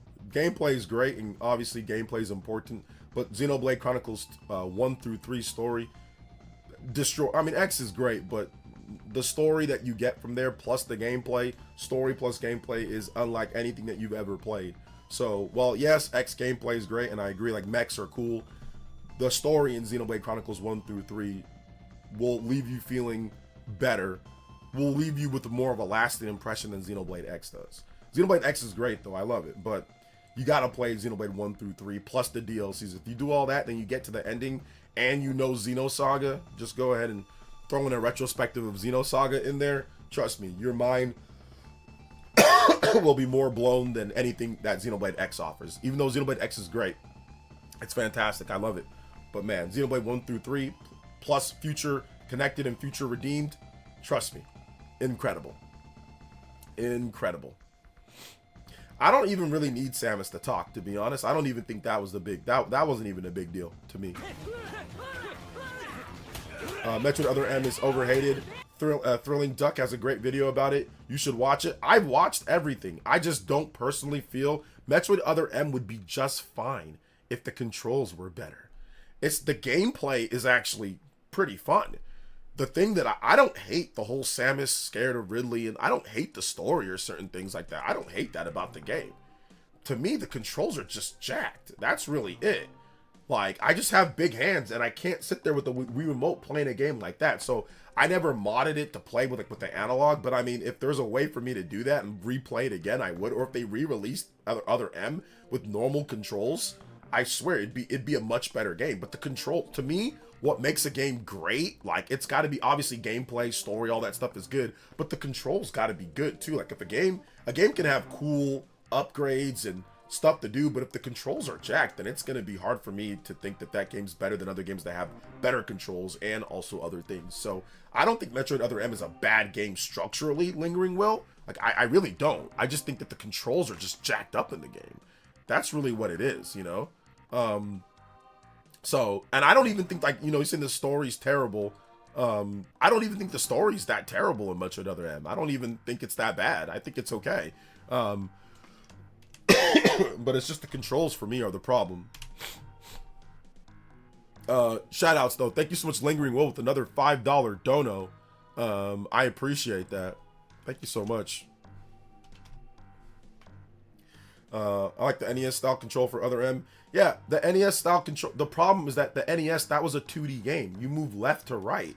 That's all you got to do. In a 3D game, who wants to use a D-pad when you're moving in a 3D space? That's silly. So, I mean, no.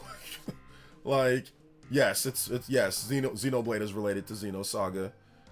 You don't find out though really towards you only find out towards the very end of the series though. So yes, they're related. I mean, Monolith Soft made both of them, but there's certain things. So if you've played Xenoblade and you've already played through it, just watch a retrospective on Xenosaga, and if you do that, then you'll be like, oh, okay, you'll connect it. If you haven't played Xenoblade yet, watch a retrospective on Xenosaga first, not a long one, just like watch a short one, and then play Xenoblade, and then hopefully you remember everything till then. So yeah, Metroid Other M was not a bad game at all. People are just stupid and think that anything word Metroid in the title should just play like a Metroid. I don't think that's it. Nukem Nintendo. Will Z Plays, thank you for the subscription. I appreciate that. Shout outs to Lingering Will, going further than beyond.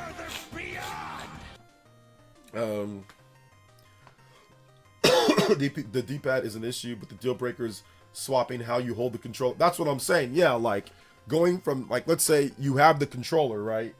So this is how you play for those who haven't played it. You just use the D-pad to move, but let's just say this is a Wii remote, and then you have to shoot missiles. You have to go like this. So every time, like, to shoot missiles, you have to be constantly, if you want to constantly point the Wii remote. I mean, it seemed like a novel idea. It's really gimmicky, but like forcing you to do that and not having the option to just press a button to shoot the game would have reviewed and would have been significantly better if they just offered pro controller support. But Nintendo in that era, they were crazy with controls. It was either you play the way that they want you to play or you don't play at all. You know, it was like my way or the highway with controls. Like, they had a pro controller, they had GameCube support, you could easily do all that. But they opted to not let people have control options in a lot of games. Donkey Kong was like that. A lot of games were like that, where they would just force you to do gimmicky things, motion controls. Twilight Princess didn't give, even though the GameCube controller was right there, they could have just made it to where you can do that. They said, no, you can't. You got to do waggle controls. You got to do pointer controls. It's not an option. You have to. And the Wii era was like that. The whole generation from start to finish was like that. Now, some games gave you the option, but a lot of games did not give you pro control option. And Nintendo sold a pro controller, by the way. They sold a classic controller pro with the Wii, and they didn't support it for like a lot of games. Like, it was just like, oh no, you got to use the Wii remote, or you got to use a Wii remote and nunchuck, or maybe we'll give you GameCube controller support. So that was the problem with the Wii era, which I had a problem with, you know. she's super weak in Metroid Other M to the point that they made her falling into atoms after one shot.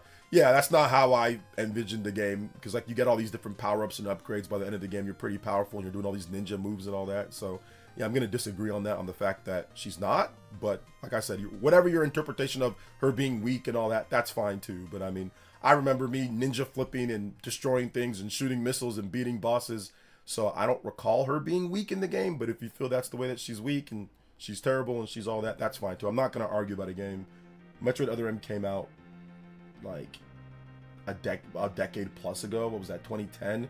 It's been 15, we're going on 2 decades. We're not arguing about Metroid Other M, so it's like whatever, you know. We've already done all this. It's been 15 years. So I'm not arguing about it. I'm just gonna give my opinion, and whatever you guys' opinions are, that's fine too. Happy Nintendo now understands they can force their ideas on players. Yeah, like from the Wii U era and up, they started letting people do Pro Controller and all that. That was a big complaint that I had with the Wii era that they fixed from the Wii U and up. So that was good.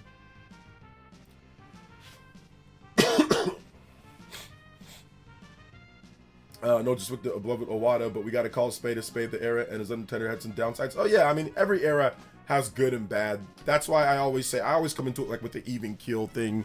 You know, when it comes to, you know, who is in charge or whatever, there's always good and bad in all eras, you know. So yeah. I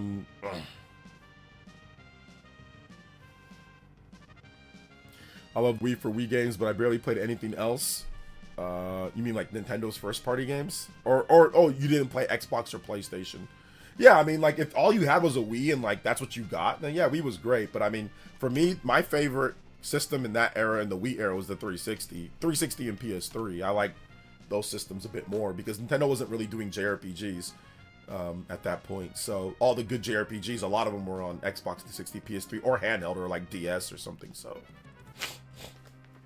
but yeah, I played all the big, you know, first party Nintendo games in the Wii era. Like I played Donkey Kong, I played Galaxy, that was great. Galaxy 1 and 2 were fantastic. I played Metroid Prime 3, I played Trilogy, I played all sorts of stuff. So yeah. So yeah. My bad. OJ and chat, what's up, man? So I'm pretty excited as the game gets closer to RE pack. Yeah. Any third-party exclusive from the Wii or Wii U era you wish to see get a Switch 2 port? Red Steel, Mad World, or Devil's Third? Yeah, all those would be great. I think Red Steel 2 in particular would be really cool to have on the Switch 2. It already ran at 60, which was crazy on the Wii.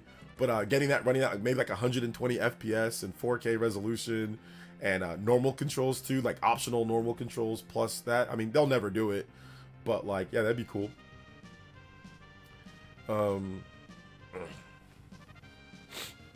There's a lot of other games that are stuck on the Wii, stuck on the Wii or stuck on the Wii U that have not moved over yet, though. Yeah, I still have a cough, Daniel. You know, I still have a cough. I'm feeling better though. I'm feeling better. Yeah, Red Steel 2 is crazy good for what it did. You know, it was really good. So yeah. Red Steel was fun, but I missed Red Steel 2. Oh man, you missed Red Steel 2 is really good. So yeah. The Wii, PS3, Xbox generation was the most competitive generation in my opinion. It really was, Gloria. It was definitely the most competitive generation. Sales-wise, it was. Like most generations, there's big gaps between systems. But the 360, PS3, and Wii generation, like every system was gunning to rip off and copy other systems and do different things, you know? So it was funny. And the sales were all pretty close together. No system blew out any other system. They were all close. Whereas in other generations, there's been a clear defining winner, you know, in terms of sales and things like that. So, and it's only gotten worse since then, you know. Now it's like, it's pretty large, right? The gaps between the systems is pretty big. So Xbox is completely Xboxed out. So like, it's just crazy. So yeah. Red Steel 1 in the real world, Red Steel 2's crazy fantasy ninja western setting. Yeah, it was pretty interesting dynamic between the two. So yeah.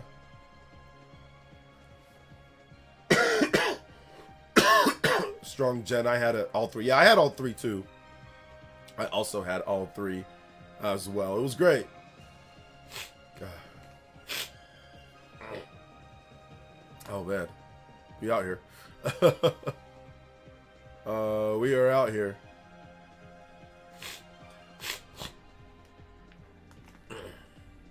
Make sure you guys hit that like button though. If you're not, hit that like button.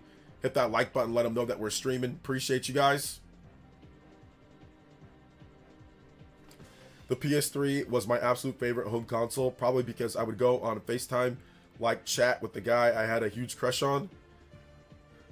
So the PS3 is your favorite console because you were horny for some guy on there?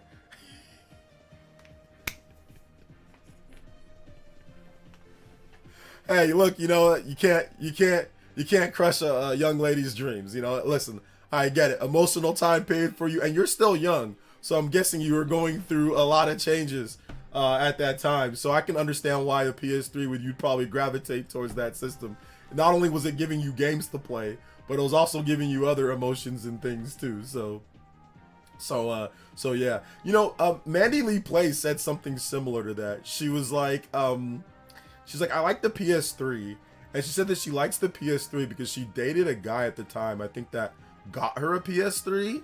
So, I mean, like, obviously they were, you know, they were playing the PS3 and doing stuff. So it was a great, emotionally, it was great for her at that time. I'm guessing she really liked the guy too. So I think I can understand why that would be like good, you know, good. Especially at that, like I said, you're young, you're 26, right? You're in your mid 20s. So I mean, PS3, I'm guessing you were like you were like 15 or 16 or something like that, or you were young. So or maybe, oh my God, how old were you? I'm not sure. Either way, yeah, good stuff. I'm glad that it can bring people together. So did you, what happened there, Ava or Eva? Was it like, or was it like, did you end up getting with the guy, or what happened? Hormones and playing zombies. That's what I'm saying. Like, oh, you were not. Ooh, yikes. Never mind. Forget that I said any of that. That's weird. Okay, I thought you were. Okay, all right, interesting. All right, let's see here. Moving on. Have you played Fantasy Life? I'm amazed I slept on the game for so long. It's the best game I ever played all year. I can't put it down. Okay, nice. Big combo day? Yeah, big combo day. Let's go. Big combo day. PS3 had really good joystick controls. So yeah.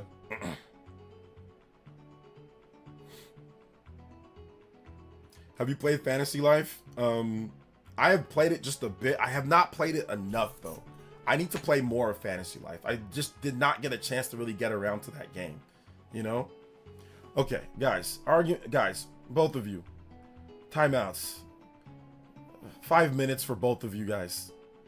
Guys, enough with the Metroid Other M. Enough. Jesus Christ, like enough. Both of you guys, enough with the Metroid Other M stuff. Who cares? It's over with. Both of you guys, 5 minutes. Enough with the Metroid Other M stuff. Jesus Christ. Who cares? It is over. It's been 15 years. Move on. Who cares? Jesus. It's like you guys are acting like it scarred your life. Like it was some type of monumental moment. You know, like it was some type of thing that like scarred you. Like it was like somebody died or something. Oh my goodness. It was 15 plus. You're going on 16 years. Move on. Jesus. Sitting here arguing about Metroid Other M for like 20, 30 minutes. Who cares? You guys go do that somewhere else. Go on Twitter. You guys go argue there. Anyway, let's see here. Yeah, I was 9 in my mid-teen, 9 to my mid-teens, so it wasn't that bad. Still, we're still friends, but he has a girlfriend now. Who knows? Maybe we rekindle one day. You never know. Yeah, maybe, Ava, maybe. You know, maybe, or maybe somebody else tickles your fancy. So yeah. And we were the same. Oh, you got to make sure you were the same age. You were the same age. I'll be honest though, I would be angry as hell if my daughter was at 9 years old or 10 years old or 11 or 12 or 13 online with some boy talking about. I'd be like, I'd blow up that PS3 if I found out at that age. I swear I'll set it on fire. I'll strap some explosives to it. I'll blow that thing up. Shout outs to Lingering Will. Thank you for the $1.99. It says Metroid Other M is good. Listen, if you think it's good, that's fine. If you think it's terrible, that's also fine. Yeah, or if you're gonna argue Metroid Other M or talk about it, you know, like I said, that's cool too. But so yeah, shout outs to Lingering Will. Thank you for the $2 dono, man. You have been incredible this stream. We are out here. We are out here. Let's go. Yeah, I would have blown that PS, bro. I would have used the latest forensic science too to track that boy down and say, don't ever talk to me or my son ever again. Even though it's not my son, it's my daughter. But I have to say it for the memes. So I'd also do that too. I'm like, or I go there and lie, like, you know what? Yeah, you know that girl you were talking to was actually a boy. Like, Dad, no, it's not. I'm gonna go. Shut up. No, it's a boy. Now leave me alone. Never talk to her again until you're 30. Until you're 30, 31 and a half. No, I'm joking. Let's see your local news report. Black farmer sent to jail for blowing up gas in a PS3. Listen, man, it'd be in a field where nobody would catch me. Dad didn't know I was full of teenage hormones and emotions. I mean, like, I think he knows, but I think he wanted. I mean, yeah, I think your dad knew, but I just think he wants to give you space. You know, he wants to give you space to grow up and become a young lady. You know, like I know my daughter is. Like she says, no, I'm not. I'm like, bruh, like I know that you are. What you mean, like so? But you know, as a dad, you don't want to like infringe. You don't want to do anything that can cause stuff to happen. Like I said, I won't get into it, but the one thing as far as from me raising a daughter, one thing I don't want to do, I don't want to potentially say something or do something that affects her mental in a way to where she goes in a certain direction. You know what I'm saying? Like when it comes to like what she likes or whatever. So for me, I want to let it play out naturally. I want to obviously be cautious and make sure she doesn't do anything dumb. But I also don't want to say or do anything that's going to stop her from liking what she likes, right? So if she has a little crush on a boy or anything, I'm not going to stop it. Like, okay, you like, okay, that's what you like. Okay, cool. That's what you like. You know, like, I mean, obviously I'm going to say like, hey, you know, nothing crazy. Like even now, like, you know, my daughter, she's, you know, has a little boyfriend or whatever. I'm not going to stop it. That's fine. You know, I'm going to get it. She's a young girl. She's emotions, hormones, all that stuff. But like, obviously I'm going to try to make sure, hey, nothing happens, you know, but I don't want to interfere with the natural process. You know what I'm saying? So, cause like I said, I don't want to like, you know, affect her in a way that traumatizes her or something. So yeah, you just gotta be, you know, you gotta be 1 foot in, but then also 1 foot out, you know, it's a delicate balance. And for those who don't have, I mean, if you don't have kids or if you don't have a daughter or a son, you know, like you might not know, but you gotta have 1 foot in and 1 foot out. You can't completely shut it down, you know. But you also like, okay, hold up, let it happen, but don't shut it down. It's like, it's actually confusing. You gotta be like, yes, no. Like, I hate it. It's terrible. I actually hate it. But like I said, you gotta be 1 foot in and 1 foot out, you know? 1 foot in and 1 foot out. Let's see. Oh, did you see the George Lopez clip of this scenario? Pretty good. I don't think I might have seen it, but I haven't. I might have seen it, but I don't remember it more like it. Yeah, I need to play Fantasy Life more, though. I really need to play that game more. That's why I wasn't on my list, because I didn't get to play it enough. We understand that there's so much influence on children these days without getting too much into it, but kids have to figure out their own things. Exactly. Without the bull. Exactly. I just don't want outside stuff and other people. You know what I'm saying? I want it to be naturally from within. So, I mean, if she has a little, you know, my daughter, she's young, but if she has a little boyfriend, then that's fine. Then so be it, you know? But, you know, but yeah, I'll be watching. I'll be watching.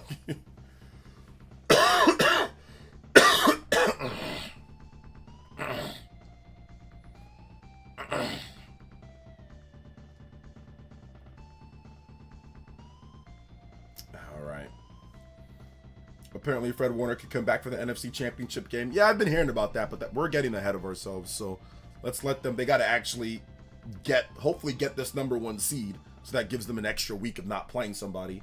And then they got to actually win. They got to win because the Niners would be one of the worst #1 seeds of all time. If they were the #1 seed. I mean, who's actually scared of the Niners? Not many people are. Obviously, offensively, people are like, okay, offensively, but defensively, not a lot of people are scared of the Niners. So usually the #1 seed has a good defense. Usually #1 seeds have great defenses. The Niners do not have a great defense. They have a mediocre defense.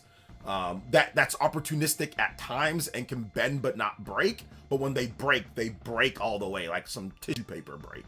But they got a good guy calling defense, so you can never count out Saleh on scheming up a good game plan to shut down somebody. But yeah, they'd definitely be one of the weaker #1 seeds ever. If they had Warner and if they had Bosa, if they had all that, they probably would have clinched the #1 seed already. If they actually had all their guys, they could have went undefeated if they had if Bosa, Warner, if nobody got hurt this year, the Niners could have legitimately went undefeated. They could have went if they had all their guys. If they had Purcell, Warner, Bosa, Michael Williams, and all healthy, they could have went undefeated. I think the team was that good because defensively they would have been significantly better than what they are right now. With Bosa, Warner, Michael, they would have been much better. Much better. So yeah, it's very unfortunate.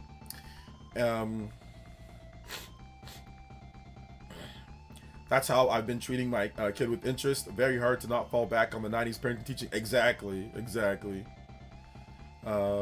Fantasy Life Fun Factor alone makes it game of the year potential. I need to play it more. I know it's really good. What's up, Sellout? Vigilant, but chose the moments. Otherwise, long-term ramifications is way worse. Exactly. Did you have a nice Christmas despite being ill, OJ? I did have a nice Christmas. Yeah, a lot of events, a lot of planning, a lot of stuff, a lot of combo breaks. You know, but no, it was a good Christmas. It was a good Christmas. I can't complain. I roasted too much Donkey Kong Country. All right, here we go. There's some. All right, here we go. Oh, let's see here. Might have to take out the trash again. No, I'm okay, man. 49ers facing the Rams would be the ultimate game to watch. Yeah, and the Rams would probably hang 50 on them. They'd have to outscore the Rams, and I just don't know. Like, I don't know if the 49ers can do that. They can't stop the Rams offense, and I don't think the Rams defense can stop the 49ers offense, you know? So, I don't know. I don't know how the 49ers can beat the Rams in the playoffs, to be honest. Like, they'd have to pick off Matthew Stafford and get lucky with some fumbles and stuff like that. So, yeah. I mean, with Warner and Bosa, they could. With Warner, Bosa, and Michael, they can beat them. Oh, yeah. Absolutely, they can beat them if they had Warner, Bosa, and Michael. But without those guys, it's defensively, it's their three best defensive players, is Michael, Warner, and Bosa. So, without those three guys, and, well, I mean, they have Diamador, but, I mean, corner. But, yeah, man, like, it's hard for me to envision the Niners going to the Super Bowl without outscoring someone and getting lucky. They need to avoid the Rams at all costs. I think they can take pretty much any NFC team but the Rams. I think they can take every other team. Every other team, they can take them. But I'm not so sure about the Rams. The Seahawks are also tough too, of course, but the Rams would be a hard out for anybody. So I'm scared of the Niners. Oh, you guys know all our plays. I wouldn't be scared of the Niners, but like I see what you're saying, right? They do know the plays and they do know them well, but what happened last time that they played? The Rams blasted them. So like we knew all your plays then too, right? Like the game that they won beforehand, the Niners won because they still had, Warner or Bosa was out, but they still had Warner and they still had Michael Williams. So the run defense was a bit better. And they were able to get some turnovers. Like, will a goal line turnover happen again? I don't think a goal line turnover is going to happen. Will Kyron Williams fumble at the goal line again? I doubt it, right? They score that touchdown, the Rams probably win. So that's why I'm like, but Brock Purdy's back. So Mac Jones just isn't as good as Brock Purdy. I mean, obviously, Mac Jones is not as good as Brock Purdy. So, I mean, Brock Purdy being there definitely is a help, and Brock Purdy usually does good against the Rams. He usually beats the Rams, or he does pretty good against them. Last year, he didn't do as good against them, but they were injured and hurt last year, too, so. So, yeah, our safeties have been playing decent. Not the last game. They dropped too many interceptions last game. But in the last couple games, they've been playing okay. But yeah, but not great though. Jair Brown did give up some touchdowns in the past couple weeks, but yeah. I take nothing back. I timed both of you guys out because you guys were just going on too long about Metroid Other M, so yeah.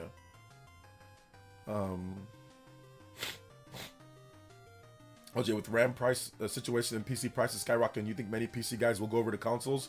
Nope. I'll just pony up the extra money for the RAM. I was tempted to get Fantasy Life, but I may try Animal Crossing update in a few weeks to see if there's a community there again. Oh, there's definitely going to be a big community. The game's already selling better in a lot of places because of that update. The Bears are going to be a tough test. The Seahawks are going to be an even tougher test. Like, I feel more confident against the Bears than I do against the Seahawks because Caleb Williams is a, you know, he completes about 60, not even 60% of his passes. I think he completes about 50-something% of his passes. So that's definitely good. But the Bears' run game, I mean, is also okay. Their defense is solid. But a lot of their games that they've won have been really nail-biters at the last second, weird last-second touchdowns and things like that. So I feel a bit more comfortable against the Bears at home than I do with the Seahawks, you know? So, but at least the last two games, Bears and Seahawks at home, but got to focus on the Bears first. But the Bears are good. They're a good team. And Niners could easily lose to them, you know?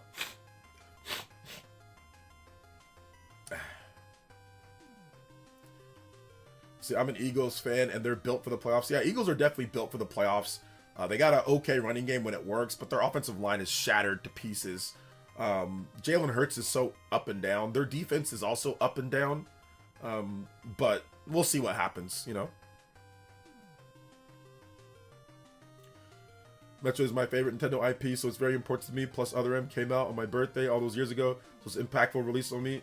But sure, I'll stop. Yeah, I can see that you're scarred. I think you need to move on, Frosty. Like, it's been 15 years, so I think you just need to move on. It's over. It's been 15 years. You can move on. Arguing about why it did like 15 years ago is a bit ridiculous, you know? So it's not, I get it, but it's not that important. There's been multiple games since then. So we can all move on. Now, if it was 2010, 2011, 2012, even 2020, I'd say, okay, that's 10-year anniversary of it. But we're going on 2 decades. We're going, like, it's going to be like 2 decades, or we're going on 2 decades. Like, we're on the downhill side to 20 years, right? 16 years next year. So I think we just need to move on. And it's okay. Just move on, man. It's okay. It's fine. You know? It's been 15 years.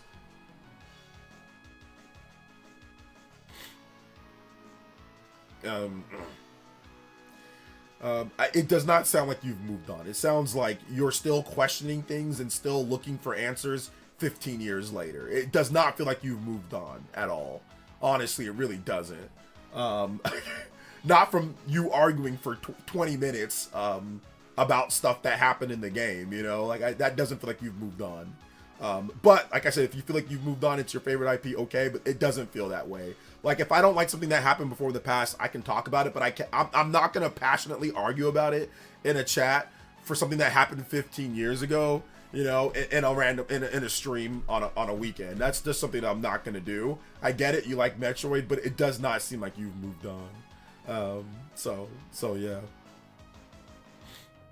It just doesn't seem. You still have questions? 15 years later, you still have questions?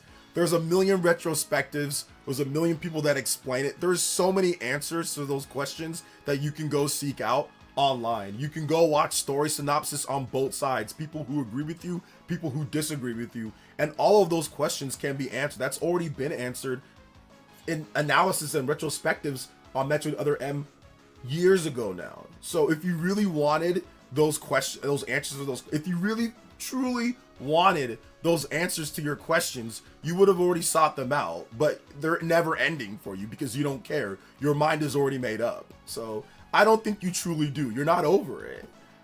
Remember, I took psychology and I took kinesiology, and I know how people think. I know when someone's not over it. Bringing it up, emotional time period, passion, and on an emotional day for you is the trigger for you to not be over something. Those three different things. You said it was your birthday, Metroid's your favorite IP, and you're still talking about it not at this point. Usually when you make questions like, oh, I'm just asking questions, I'm questioning, you have not sought out those questions yourself. You're not over it. And your mind is made up. You know what I'm saying? So you're not seeking those answers to the questions. You're still upset about it. Once again, all of those things that you said, I saw what you were saying. Those have all been answered by people who feel differently in retrospectives and in analysis. So if you want to truly know why X, Y, and Z happened because you don't understand, you can seek that out. So if you're still having questions 15 years later, I highly doubt you're over it. I don't think you are, you know? I don't think you're over it, you know? If you were over it, you just be like, you know what? I disagree, but I understand from the other side of you. I get it. And yeah, that's that, you know? And it'd be over with. You wouldn't be having a passionate discussion on this 15 years later. There's no way. That's not how somebody, you know, somebody moves on from something. But like I said, it's okay. It's no big deal, you know?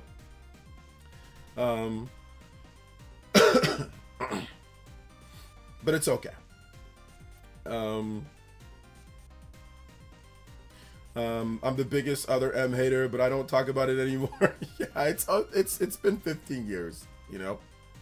But it's all good. Like, Frosty's not being disrespectful. He's right about that. He's simply just having a discussion with someone else, and that's okay too, you know. That's also okay as well. I just thought it was going on way too long, you know. Personally. Let's see here. OJ, I'm still not over Fire Emblem 4 Remake. Oh, man. I'm not over it either, bro. I'm not over it either.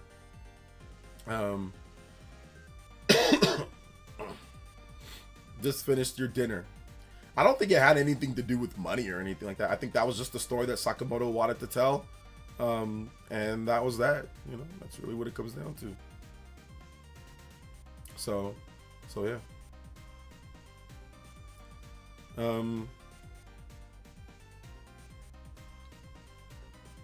So yeah.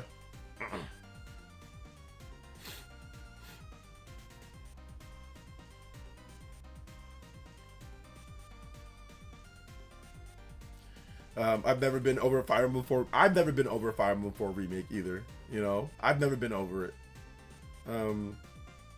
No, you're not disrespectful at all, Frosty. You're good, brother. You're good. You know, you're good. No big deal, man. No harm, no foul. No harm, no foul.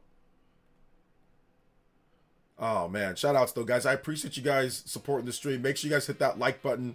If you have not hit that like button, hit that like button. Let them know that we're streaming out here. Still got some more time.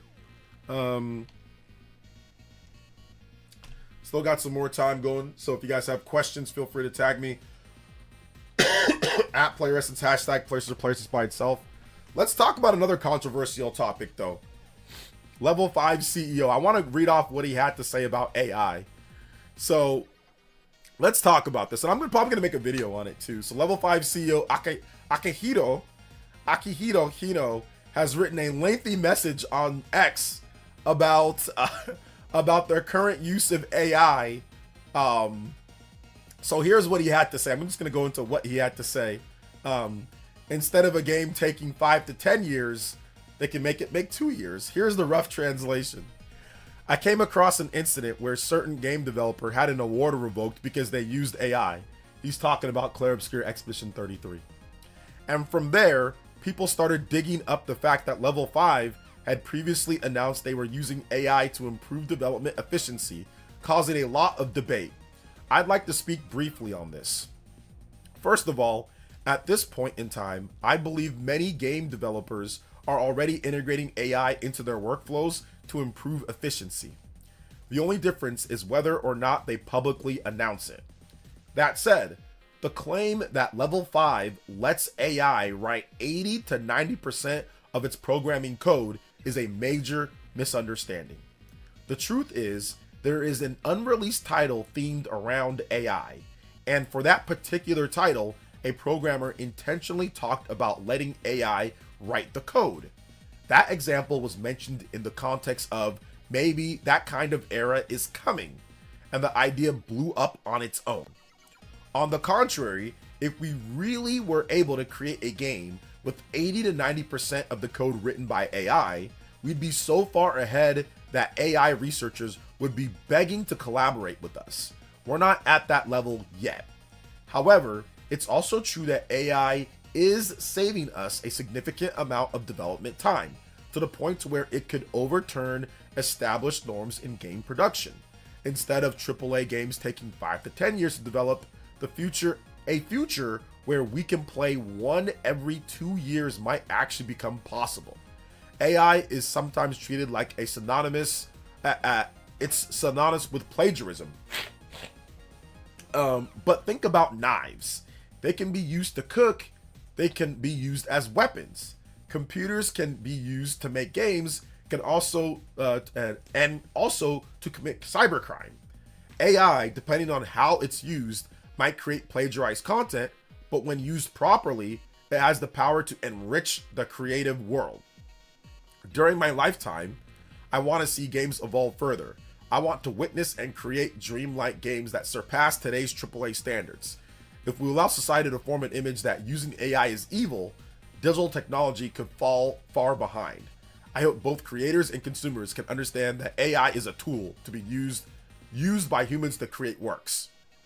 With continuous technological innovation, I sincerely hope the game industry will continue to advance. So there's his thoughts on that. Give me 1 second, guys. I'm gonna go grab a cough drop real quick and blow my nose. I'll be right back. Let me know what you guys think about what he had to say, and I'll read off the comments on that.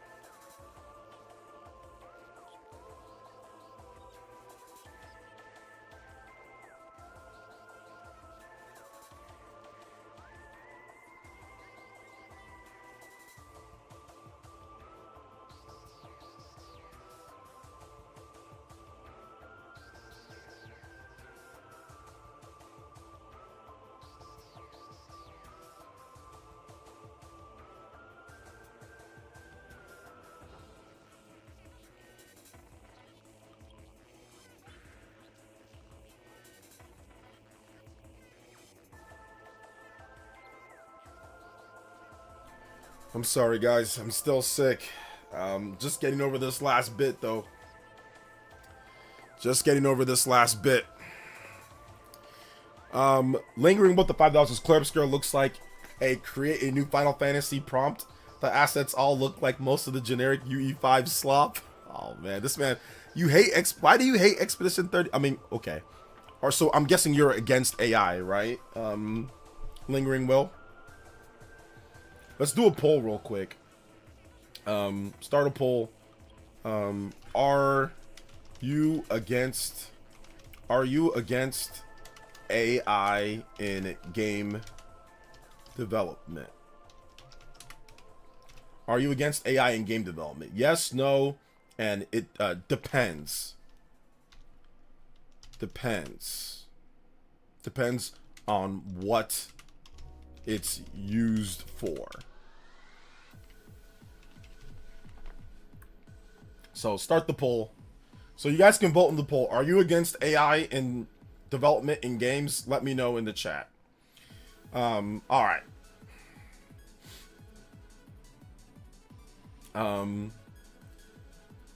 Fireman 4 was from the 90s, Let It Go. 1997, Called In Sick. 1998, Called Ocarina of Time, Stop. Okay.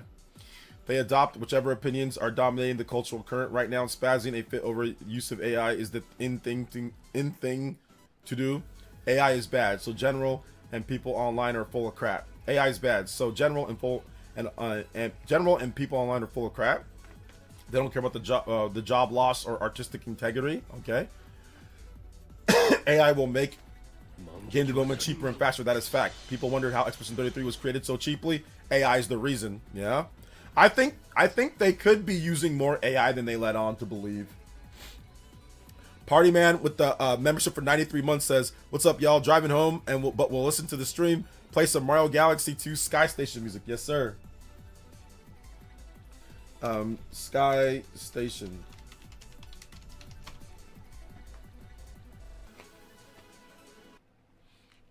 Thank you so much, Lingering Will, as well. Thank you for the $5 dono. Lingering Will, tons of support today, man. I appreciate that, seriously. Thank you so much. We don't need more games to have like 20K games releasing every year. The things that people want. Let's take the time. They're already being rushed before AI. Like people advocating to keep using hardware, handwritten scribes because printing press will cost jobs. Technology marches forward. Okay. This topic is polarizing. It is. I don't care if you use AI tools to streamline technical aspects of development, but actually make the stuff. Okay, like generative AI. Yeah, right now we have, are you against AI in game development? 24% say yes. 24% say no. 53% say depends on what it's used for. So I think that's how most people are going to see it. Like, depends on what it's used for. If it's used to like make like efficiency better and like humans are overseeing it, then okay. But if you're using generative AI to create art and saying, oh, right, just everything just AI, then yeah, that might be, people might be against that one. So yeah. Bro, I hated Expedition 33 before the AI stuff. Oh, okay, you already hated it beforehand. All right. What do you not like about it? Just like the look of the game?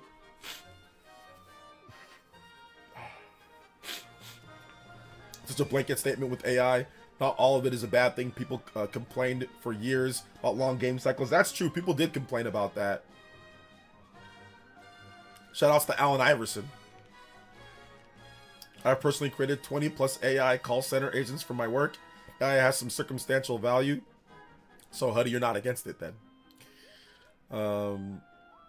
Platinum Games will make something soon, Mr. Davis. Maybe next year. We'll see it. There is no way devs aren't already using AI and at least programming. Art is more debatable, but yeah, at least programming, yeah. Some AI efficiency to help with code and figure out errors and things like that, you know? So yeah. Hey, what's up, Gaming Mariner? You're on your lunch break? Let's go. Hey, it has really helped me learn as SQL over the past year, which has led to a promotion. Hopefully it doesn't take my job. Oh my gosh, I'm hoping it doesn't take your job either. But yeah, SQL's tough to learn, but AI is really helping you learn it. So that's good. I hope it doesn't take your job either. I had a lot of people that I would help get jobs that would have SQL experience. I'm playing Expedition 33 right now. In addition to being being ugly, the story is lame. It's getting better. It had to at some point, but I'm not seeing the game of the decade. The ending of the game, it really comes together really towards the end. So yeah. Yeah, it looks so generic, to be honest. I don't also want Sekiro parry mechanic in my norm for future JRPGs. Yeah, I agree that, like, I don't think parries should be in, like, every single JRPG. Like, that's, like, the standard way to play. Like the whole game bounces on parries. Like, Expedition 33, the whole game is based off of parries. I mean, you can dodge, but dodging is nowhere near as good as parrying, you know? But the whole game is based off of essentially just waiting for dodge or waiting for parry, parry, you know? Which, that's good. It's good and it's bad, right?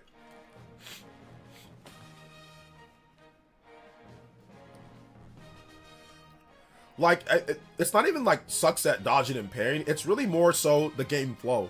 Like, I know, like, MVG did not like Expedition 33 because he doesn't like the fact that parrying is the main mechanic in the game. Like in an RPG, most of the time parrying is not the main mechanic. Like, and even if it is the main mechanic, it's not like to the point to where it's as influential as Expedition 33 is. Expedition 33, like the whole game is like it's all dependent on parrying. Like the whole game is dependent on parrying. Even like a game like Thousand Year Door, that has a parrying mechanic as well. That has a super guard. It has a lower defensive parrying mechanic. But the whole game isn't rested upon that.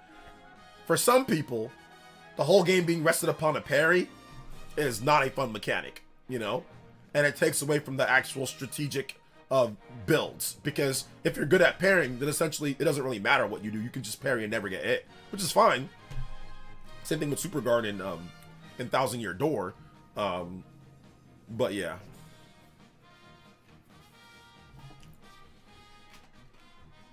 The real issue is what standard would be for universal AI. Everyone has morality clause with the service and can mandate it. Game development is too long, so I hope it helps. Yeah. What good is cheaper game development if RAM is so expensive we can't afford the consoles?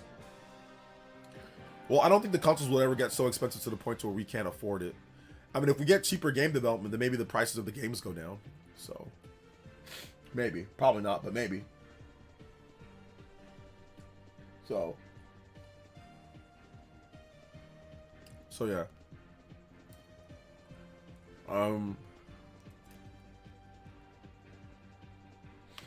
Elden Ring is game of the decade. Yeah. Sure. I'm playing Metroid Prime 4 on Switch 2, and the hate it gets is way overblown. The game is gorgeous and very entertaining. There's definitely a concerned Nintendo hate campaign going full force. I mean, some of it is for sure. The thinking, some of it's valid when it comes to some of the stuff, but yeah, some people went crazy for no reason, you know, with that game. Well, so far, RAM shortages isn't affecting Nintendo or Sony. A recent report indicates MS might be in trouble, but I don't see the further price increases for the cards, contrary to popular belief. Yeah, I don't really think it's gonna be that big of a problem, but we'll see. We'll see. I mean, it could be. Could not be.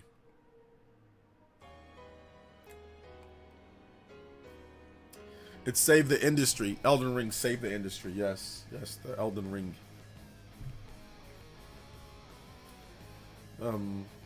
So, AI, I'm going to end the poll. I think most people have voted that wanted to vote. So, you guys say this. Are you against? Most of you guys are not against it. Most of you guys are, hey, look, depends on what it's used for. No, yes, I mean, so what is that? 70% of you guys, about 70% of you guys are like, yeah, it's either depending on what it's used for, or actually no, 70% of you guys are like, yeah, it's fine depending on what it's used for, or no, I don't care, or I'm not against it. So I think that's how people are gonna take. Like, if you get great games, regardless of the AI situation, like, this is something that I can't do anything about this. But, if you get great games, you know, people are going to be like, all right, it's cool. You know, it doesn't matter. So yeah, it does not matter. So that's how I see it.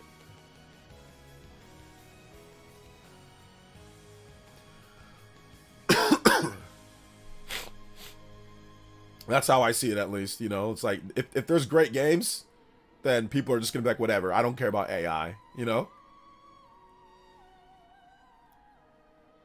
So yeah.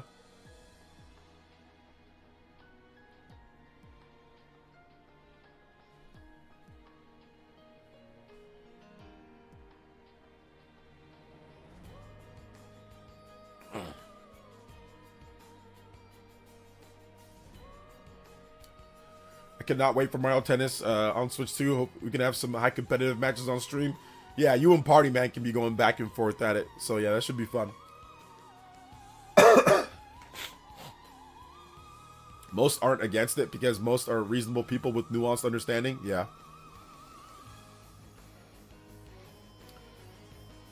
So yeah, Xbox might be the most expensive console. PS3 didn't sell well, 500 to 600.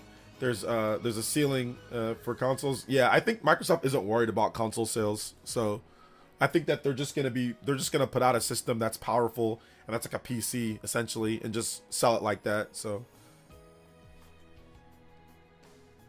Gen AI is the problem. Most of the rest is okay depending on how you use it. Okay. No offense, keep your feelings at the door. Generic Waldo pick. Afraid to admit you're taking pockets out of things with someone just because you use a game avatar. Okay. Imagine being against AI when the content we are playing is AI. Well, that's different though, Elko. Gamers get mad for everything. AI isn't any different. No, I'm not scared. I can play. It's Mario Tennis. Like, you know, it's all good. I don't mind playing Mario Tennis. It's going to be fun. New technologies upend industries and inherently will eliminate some jobs while creating new ones in other areas, such as the way of the world. Can't stop progress, preserves status quo jobs. Yeah. I think that's really what goes down. Like, I think the next thing that's going to take people's jobs is, like, fast food robots. Like, fast food robots, there's, like, some places, I think, like, in Texas right now, where it's, like, completely, there's, like, a whole McDonald's that's, like, completely operated by robots. So I think the next thing up is for robots to be taking people's fast food jobs, which is going to suck, you know?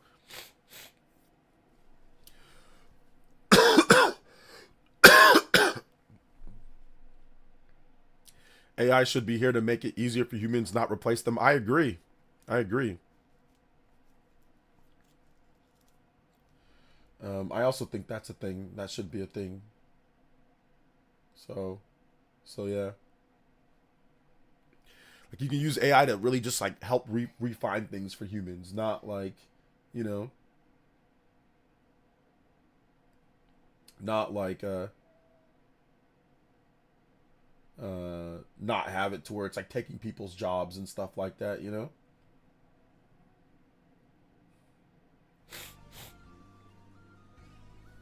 Fast food robots for sure, yeah.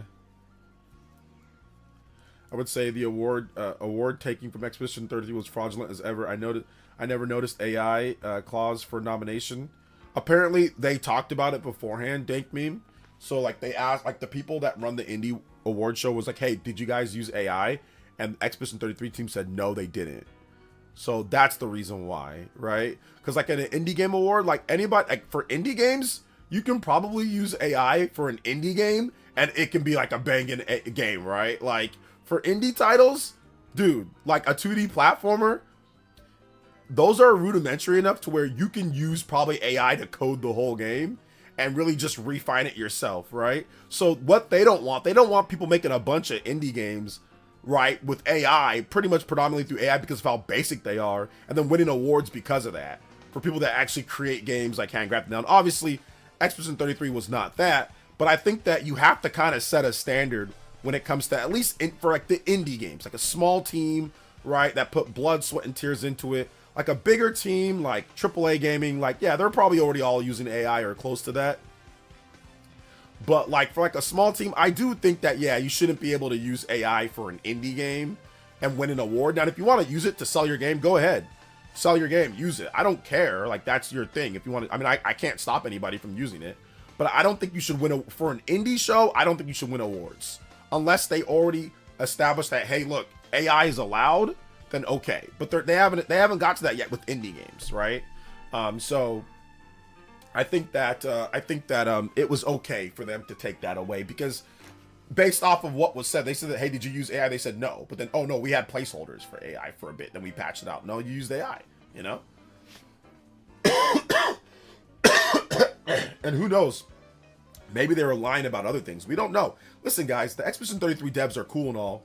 But, guys, people lie all the time. Like, sometimes people have this thing that, like, oh, since I like a game, the developers don't lie. Like, they could be lying. Like, they could be. I'm not saying that they are, but they could be. They could be lying. There could be way more AI in the game that they just didn't want to talk about or they didn't want to disclose.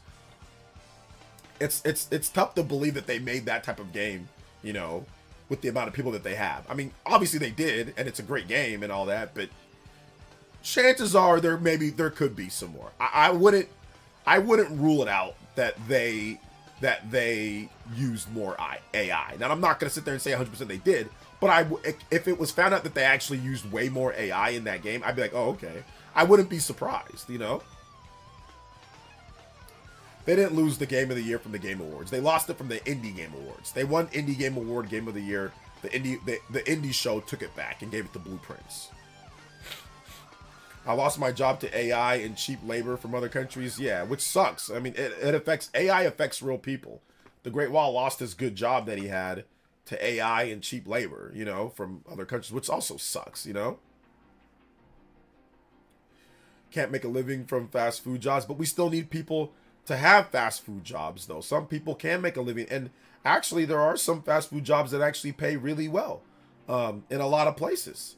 So like, for example, In-N-Out pays pretty well. Depending on where you live, you can actually make a living on working at In-N-Out. The managers at In-N-Out actually make really good money. I know this because I have a friend that's a manager at In-N-Out, and I know how much they make.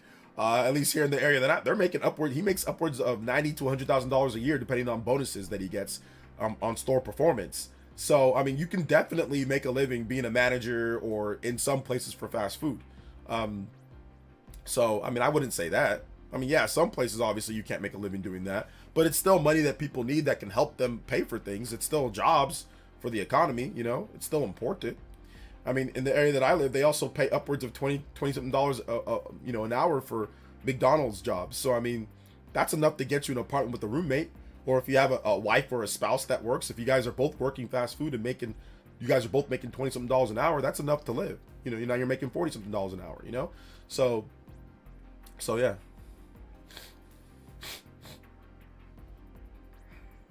People can hate on me, but I don't see Expedition 33 as an indie game.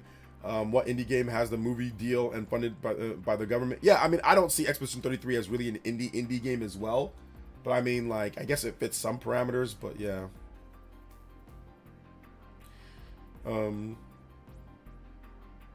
So yeah. Yeah, I'm not talking about any weirdo, angry vigilante. Like, I don't care what he does. Let him do whatever AI pictures that he wants to do with me. He's a weirdo, and like, he's obsessed and like definitely like dreams about me or something. I'm not really sure, but he really likes me a lot, or he really likes, like I said, clickbaiting and talking about me 24/7. So like, he's weird. I don't watch his content. I don't care about his content. And I already spoke with him and told him that, you know, I'm done. I'm not debating him, or I'm not talking. I already cooked him in a debate before. We did a debate between me, Prime, and him, and he got destroyed.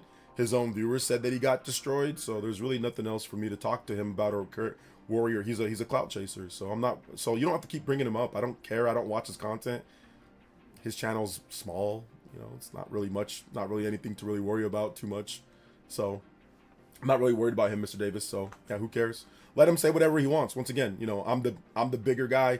I'm not gonna punch down to Angry Vigilante, you know, or him. And so if he's watching, or if people clip this and send it to him, I'm not gonna punch down. I mean, like, he's just he's a really weird guy, and he's also not very smart either. From when I spoke with him when we had our debate, so I'm not really gonna punch down anymore on him. So whatever he wants to do, or whatever he wants to clip or take from me, that's okay. I'm the bigger streamer. I'm the bigger content creator, and that's just how it is. When you're bigger than somebody else, you know, and when you cook them too.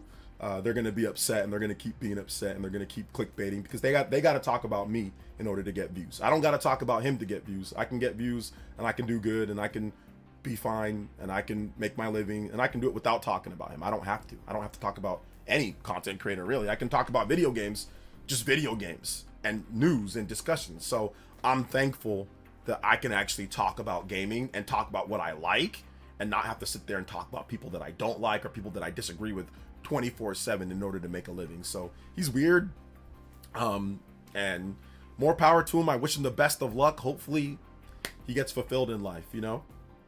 Hopefully he gets fulfilled in life, and I hope he does well. But yeah, like I said, I mean, when you're a big content creator, you know, you're gonna get people talking about you, right? That makes sense. So it's okay. I have no problem with that. I'm not punching down anymore, though, like I said, and he's way below me. So, and like I said, we already had a debate. We already discussed. There's nothing else to say. I already cooked him in the debate. So, yeah, nothing else to say. Which I told him that. So, yeah, it's all good. minimum wage has not kept up with the rate of inflation. It's broken. That's true. Minimum wage has not kept up with the rate of inflation. It really hasn't. He attacked the Steam Deck in his comments, tore him apart because he's all because they're all PC fanboys. Although he tried to branch out. Listen, man, nobody cares. I don't care what he does. He's allowed to do anything that he wants. Like I said, some people are weird and obsessed. So yeah, it's all good, man. Whatever he wants to do, that's fine.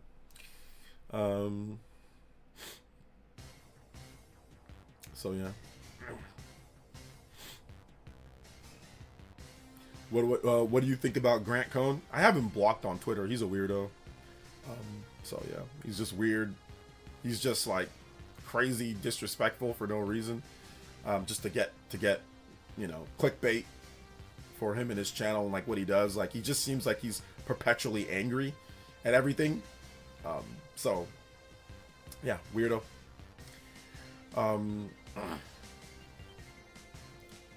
So yeah. I studied economics in college, watch some Thomas Sowell vids and read his books for a thorough understanding of minimum wage and free markets. Plus many jobs pay minimum wage, like working at Amazon warehouse. Those are adults working during school hours and overnight. It pays minimum wage. Depends on like where you're at. Some places are above it, some places are at it.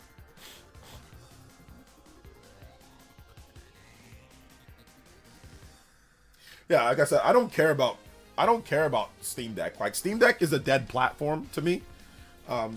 It just more people talk about it than people that actually buy it. Like that's the thing that I realized with Steam Deck. Steam Deck is more mentioned online with people than people actually playing it. And now at this point, it's mentioned even less because you can't emulate Switch 2 games on there. So Steam Deck's popularity and people even talking about it has dramatically decreased since the Switch 2 came out. Because every single Switch 2 exclusive and a lot of games that even come out on Switch 2 with Switch 2 versions cannot be emulated properly on a Steam Deck. So the amount of times that I see people try to come here and shove it in face that like to play Switch 2 games or whatever, or to play Nintendo games has decreased dramatically because you can't play Age of Imprisonment, you can't play Kirby Air Riders, you can't play what else? Donkey Kong Bonanza, you can't play Mario Kart World. These are 4 pretty big games that Steam Deckers would love to be able to, just brag online that they can play, right? So you can't do that. You can't do that with any of the handheld PC platforms at this point. Even more powerful ones, you can't do that. Like a ROG Ally X, they would have loved that, but that can't happen. So yeah, so people just aren't talking about it like that as much.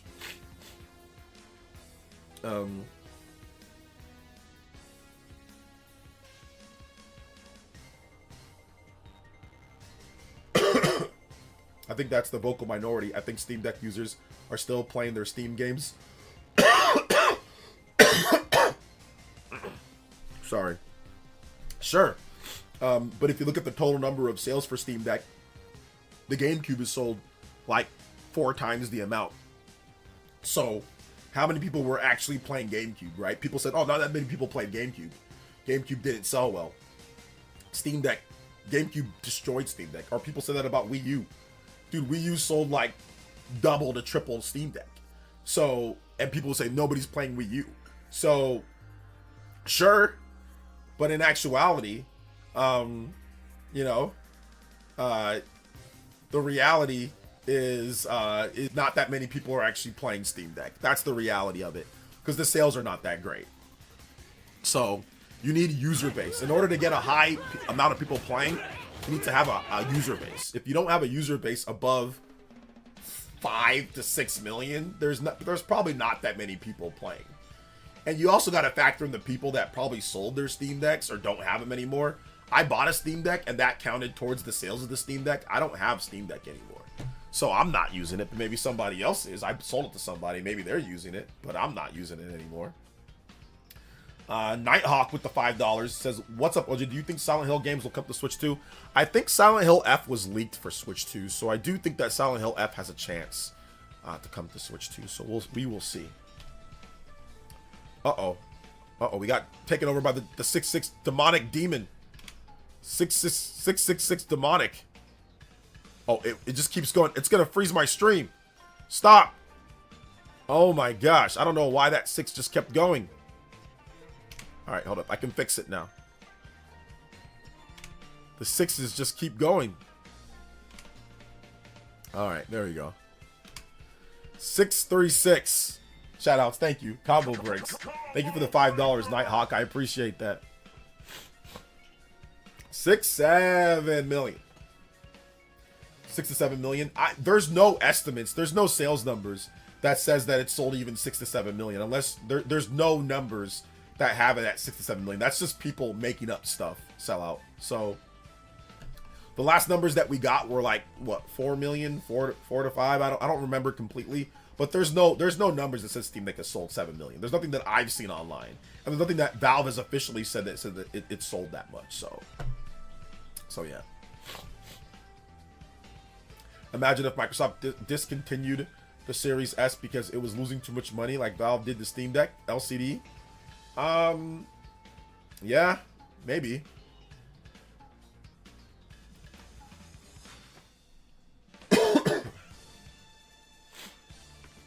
I'm gonna start calling it the award-winning Mario Kart World to piss off certain types. Yeah, that's gonna get people upset. But I mean, it did win an award. You know, it did win an award. So that is true. Hey man, hi man, thanks for your videos. Greetings from Moscow. Hey, shout outs, appreciate you, Car.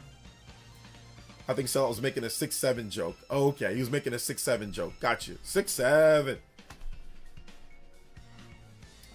Did I say 6-7 million? Uh-oh. It was my joke from the beginning. And I messed it up. 6667. Make sure you guys hit that. Oh, gosh. Make sure you guys hit that like button. If you have not hit that like button, hit that like button, guys. I appreciate it. Hit that like button. I appreciate it. Mario Kart World is fantastic. I really dislike online narratives that expect you to conform to your opinions to whatever online discourse dictates. Yeah, me too. I mean, I had somebody on my video about my top 15 games of 2025. They got angry, or they got upset that that I had Pokemon Legends ZA. So I can't watch this list because Pokemon is in your top 3. I'm like, dude, it's my list. It's not. I mean, listen, it's fine if you don't like it, then you don't like it. But like, am I supposed to lie? Am I, just because online people don't like Pokemon Legends ZA, am I supposed to sit there and say that it's terrible or something? Like, I'm not gonna do that. So yeah. But I do want to give you guys a shout outs for watching my top 15 best Switch 2 games, because my top games of 2024 list did nowhere near as good, and I know why. Top games. I was so angry at my top games of 2024 list. This list was trash. Top 15 best Switch and PS5 games of 2024. I know why it didn't do well. I only got I was so shocked at this one. I only got 4.7k views for this video. And I know why. And I'll never do that again.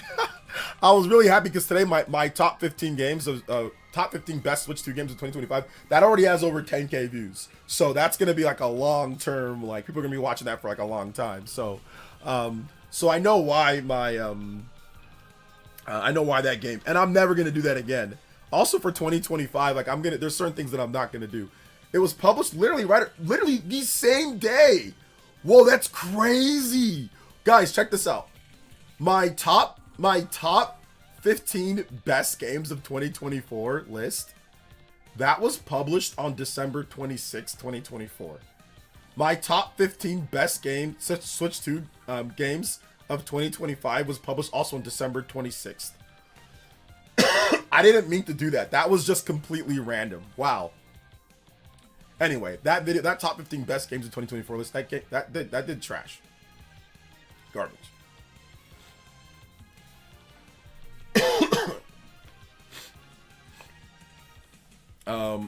So yeah.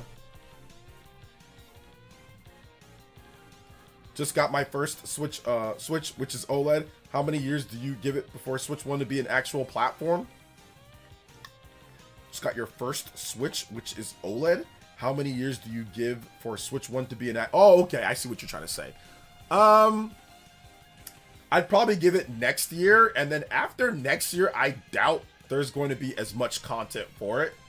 But I'd probably give it another year or two before a lot of developers just completely move on and move over to Switch 2. But I mean, there's still going to be games coming out for Switch 1, like indie games and smaller games even past that. But Nintendo probably doesn't have any other Switch 1 games past 2026. I think Nintendo's last Switch 1 games will be 2026, and then it'll be done. Yeah, you gotta feel sorry for 68, because 68, or you know, it's just tough for 68.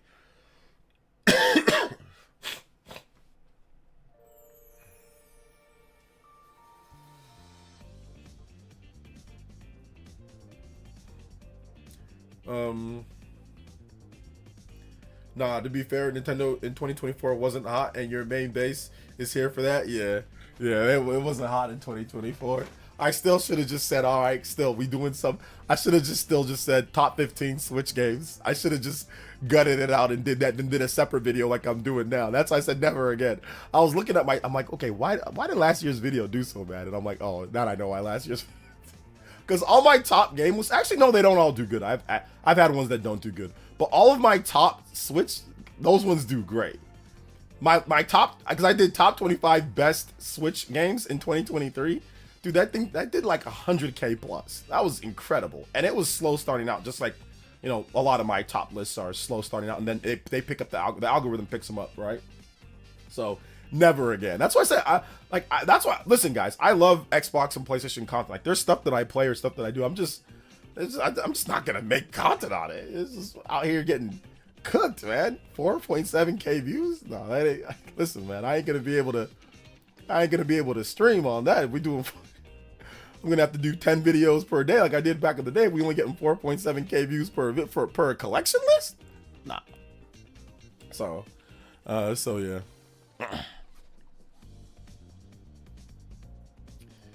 You did a let's see, you did a top 10 Switch games list like 2 weeks before. Did I? Let me double check.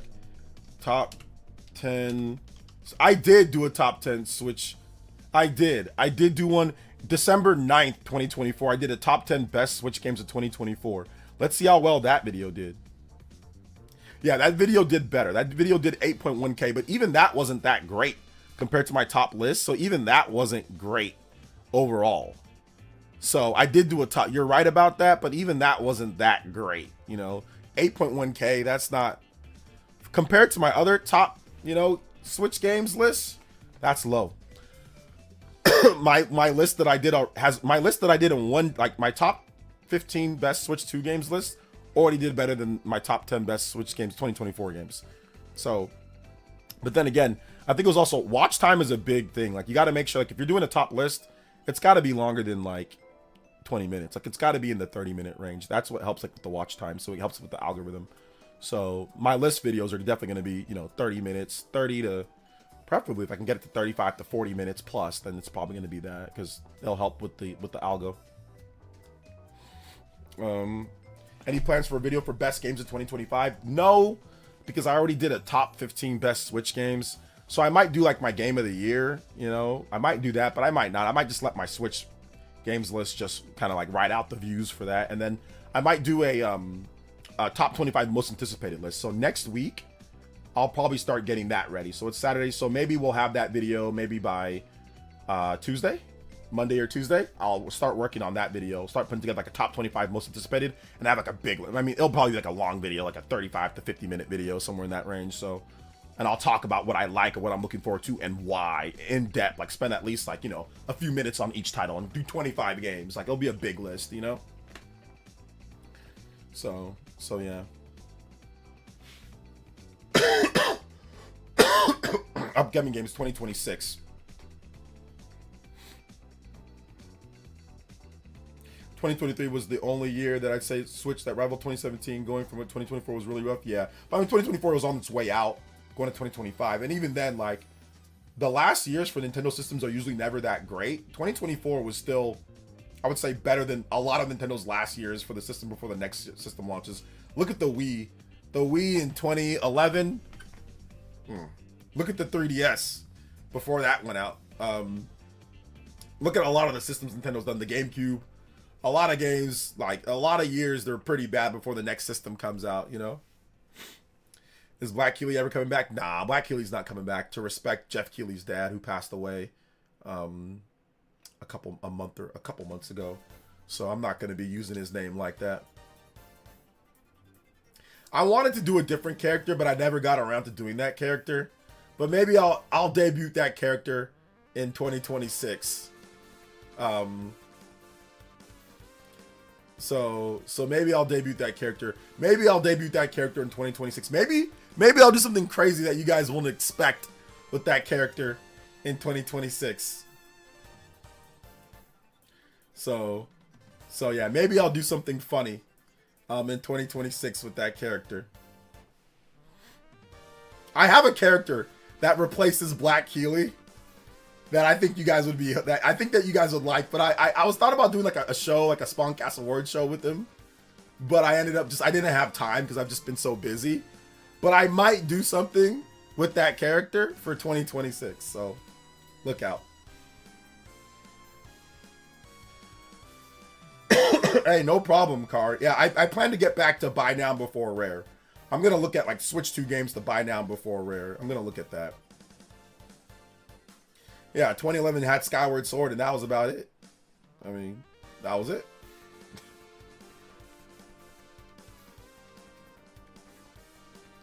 Need some help with the voucher pick. I'm in the mood for Platinum game, debating on Astral Chain or Bayo 3. Astral Chain's the better game than Bayo 3, so I would pick Astral Chain.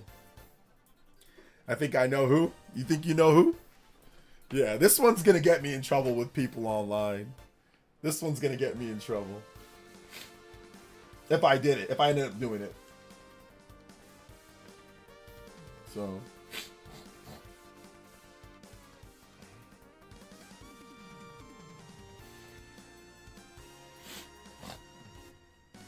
So yeah.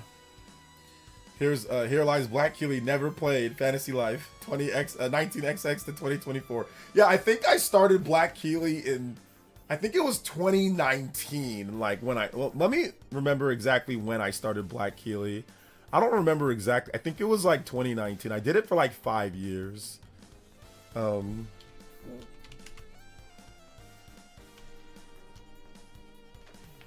have 8 videos of Black Keely. Or it says that I have 8 videos. Do I have some live streams of Black Keely? Yeah, I have 2 live streams. I have 1, 2, 3, 4, 5, 6 videos of Black Keely. I have the Spawncast Awards. I think the Spawncast Awards 2019 was on my other channel. So I have other Black Keely videos on my other channel, on my on the OJX channel. So the Spawncast Awards, hosted by Black Keely, that was 2020. The KFC console racist. So that was funny. Every reason John Spawnwave kicked me off the Spawncast. That was my best viewed Black Keely. I had 44k views because people actually thought John kicked me off the Spawncast. So they were pissed when he did it. So that has like 359 dislikes. So people can't take a freaking joke, man. Oh my gosh. Oh my gosh. The Spawncast VR simulator. Black Keely. The Black Keely Awards 2022. That has 6k views. And then the Spawncast Awards 2023, hosted by Black Keely. I think I have one more. I have a 2019 one that's on my other channel. So I have some more Black Keely videos. But yeah. They're funny.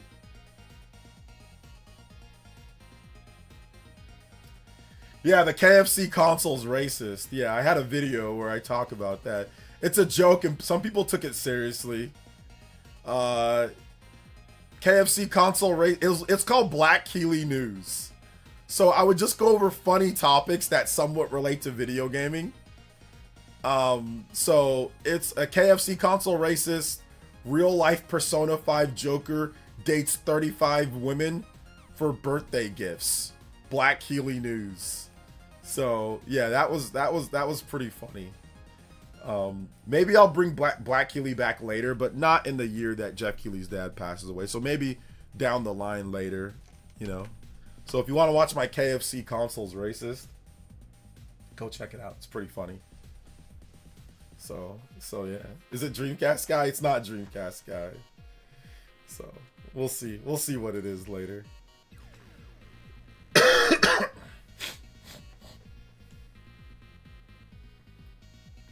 Why did they jump to Wii U only after 6 years after the Wii? Wii sales tanked in like 2009 to 2010. Wii sales were on the downward trend. So yeah, they had to pivot.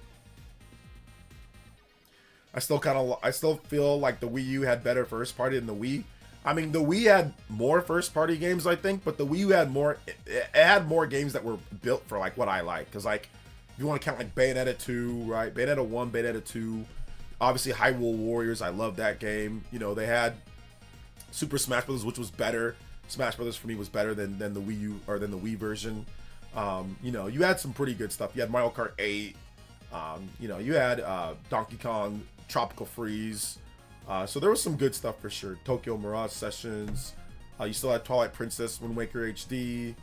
You know, so you still had some good stuff, but we definitely had more. But I think there was, in terms of control methods and stuff, you know, it was obviously better on Wii U. But we did have Metroid Prime, you know, Metroid Prime 3 and Trilogy and some good stuff. You know, Twilight Princess, they had it originally, and it had Skyward Sword. So yeah. And Wii U had Xeno X. Yeah, that's true. Xeno X. Had Pokken Tournament. Super Mario 3D. Although we had Galaxy 1 and Galaxy 2. Those are better than 3D World. We also had an Animal Crossing game. City Folk isn't like incredible, but it still had Animal Crossing. But we had Animal Crossing. The Wii had Pokemon as well. We had Pokemon Battle Revolution. I mean, it wasn't that great of a game, but they still had it, you know, so.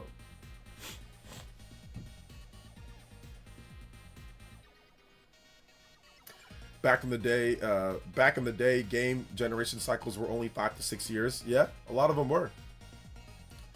Nintendo Land. I mean, Nintendo Land was cool, but no online play kind of like low-key ruined Nintendo Land. So, yeah. No online play was rough. For that game desperately needed online play. And I don't know what Nintendo was thinking why there was no online play in that game. Like, I don't know what they were thinking, but yeah, that game desperately needed online play. And they didn't do it. And they didn't do it. So yeah.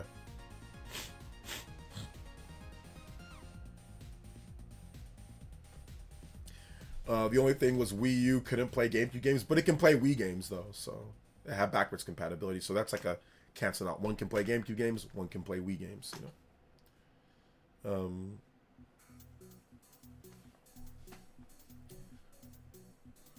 What makes you wonder if Switch 3 will play Switch 1 games? It's going to be based off the architecture. If Switch 3 carries the same architecture and capabilities of Switch 2, it should be able to play Switch 1 games because remember, Switch 1 on Switch 2 is emulation. So if Nintendo carries over that emulation code from the Switch 2 to the Switch 3, then yeah, it should be able to play Switch 1 games. It's a combination of hardware and emulation, but emulation is doing a lot of the heavy lifting. So if they want to put over the emulation code to the Switch 3, it should be able to still play Switch 1 games. Now, will it play? I think it'll play backwards compatible Switch 2 games with the cartridge slot, but we'll see, you know?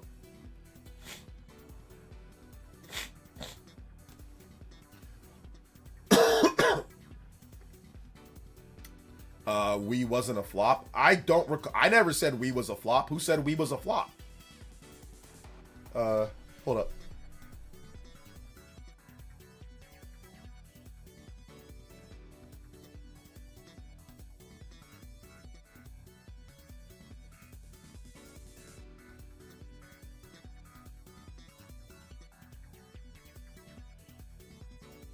Sorry. Okay.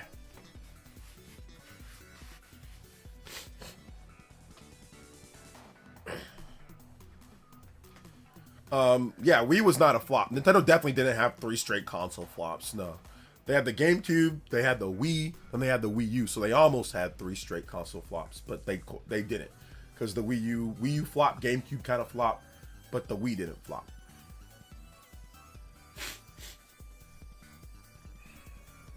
Asking because OJ said they had to move on quick, but thanks for clarifying. Yeah, they had to move on quick. That doesn't mean it flopped. They made a ton of money. A flop is money related. A flop is like, yo, like, did we make a lot of money on this? Did we make enough? Did it sell and make enough? The Wii sold enough and made enough money. So they made a lot of profit off the Wii. So no, it wasn't a flop. Yo, what's up, Ralphie? Thank you for the $5 dono.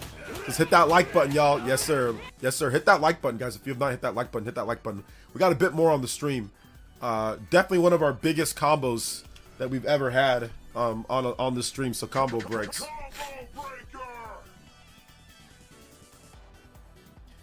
You'd argue that GameCube wasn't a flop either. I mean, GameCube was profitable. So, I mean, you can argue that GameCube wasn't a flop. Now, yeah, it was definitely not selling great, and Nintendo was not happy with its performance. But, like, it was profitable. But, yeah. Have you heard anything about new Elden Ring Tarnished Edition? We should get more information on Elden Ring Tarnished Edition in January or February of 2026.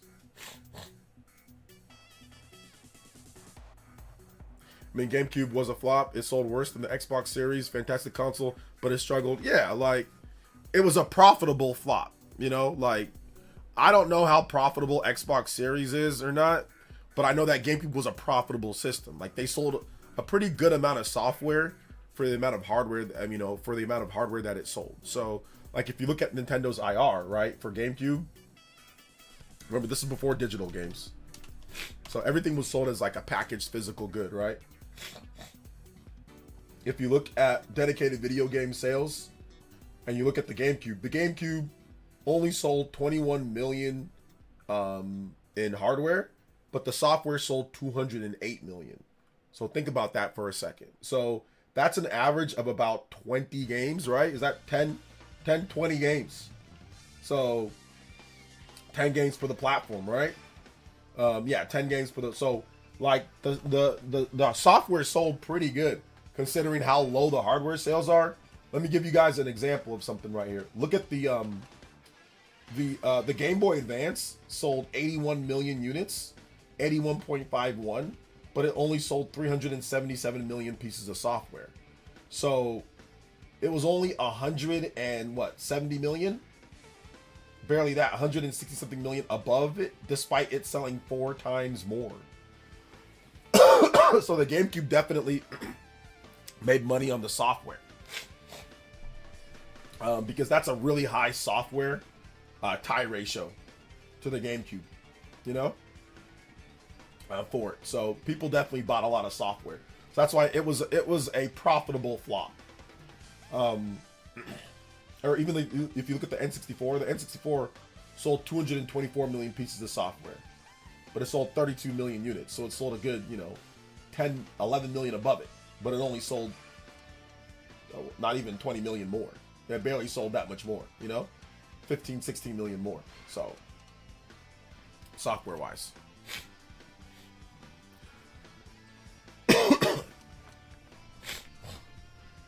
No, they just delayed Elden Ring just so we can get some more time so it doesn't run like complete garbage.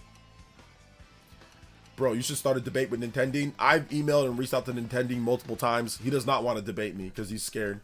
Nintending is scared to debate me. So, because he knows I'll cook him in a debate. So, he doesn't want to debate because he's too scared. And he's a grifter channel. So, he's a grift channel that wants to make money off of grifting. And he's also, I think he's mentally unstable. So I think those are the reasons why he doesn't want to debate. He's mentally unstable. He's a grift channel, and he'd get cooked. So that's why he doesn't want to debate. But I've reached out to him. I've even offered to pay him. He won't even email me back. So I've tried. I've reached out to him on his page. I've reached out to him on email. He doesn't want to debate. He doesn't want to turn it into, a show. A debate between me and him could generate a lot of revenue, a lot of people subscribing to both of our channels. We could have it on a neutral channel. I said that I won't be disrespectful. It'll be a respectful debate. No yelling. I said I'll pay you. He refused. He's scared. He's honestly scared to debate. So yeah. He doesn't want to debate, dude. He doesn't want to debate. So yeah. Is Switch the best software hardware console ratio? Definitely one of the best for sure, because it's got 154 million, but it sold over 1.4 billion in software. So yeah, definitely one of the better, if not the best.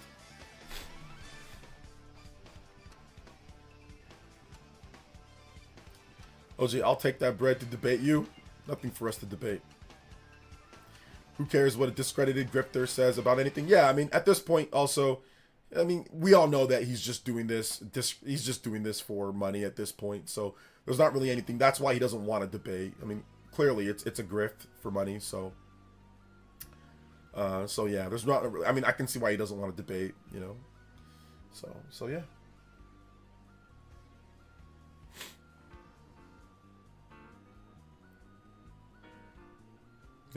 Yeah, it sucks. I think, like I said, it'd be a fun event for the whole community. I think it'd be cool. You know, it would be a good event. People would show up. People would definitely, you know, like to come out to that. I thought it would be great, you know. So it sucks that he doesn't want to do it. But like I said, when you're scared, you know. Like, you know, like all I asked for was one debate. That's all I asked for. It's just one respectful. Like I said, no yelling, respectful debate. That's all I asked for. He doesn't want to do it. He's scared. So what can you do? It's not going to happen, dude. It's not going to happen. If I were you, I would just stop watching his channel. He's a grifter, man. Stop watching his channel. Don't watch it. If you don't like what he says, or if you disagree, just don't watch his channel. He's not saying anything relevant or anything important anyway. So if I were you, I would just ignore it. I prefer to never hear the name Nintendo again. Yeah, pretty much. Like I said, after he refused to debate, I don't really pay much attention to what he has to say or anything like that. So yeah.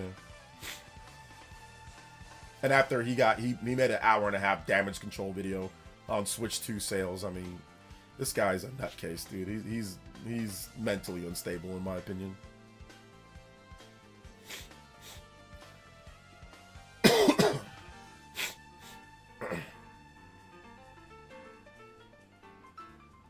So, exactly, Jackson.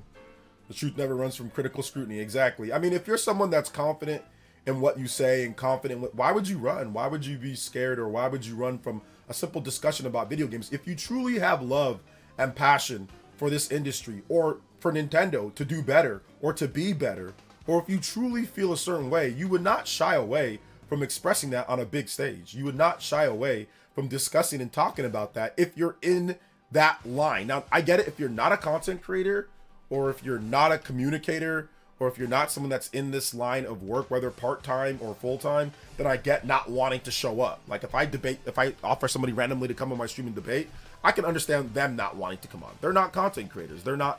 But if you're someone who's constantly creating content and constantly saying things, like that should be under scrutiny from a peer directly, like in terms of face-to-face or man-to-man or woman to man or whatever, right? You shouldn't be afraid to reiterate your points, especially if you're trying to pass them off as factual or pass them off as objective.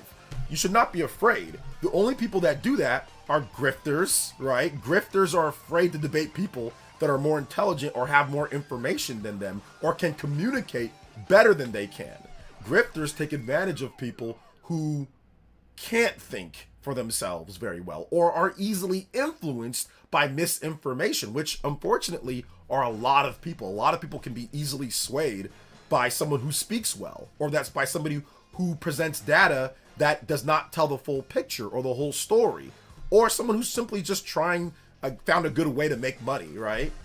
So that's the reason why Nintendo does not want to debate me or to debate Nintendo Prime or to debate anybody, is because he knows what he's saying. His grip will fall apart. Like if he gets embarrassed, like there's no way he comes back from that on his channel. Like people have already left. People already don't watch as much as they used to after the Switch 2 sold 10 million. He said nobody bought the system, right? And then 10 million came out.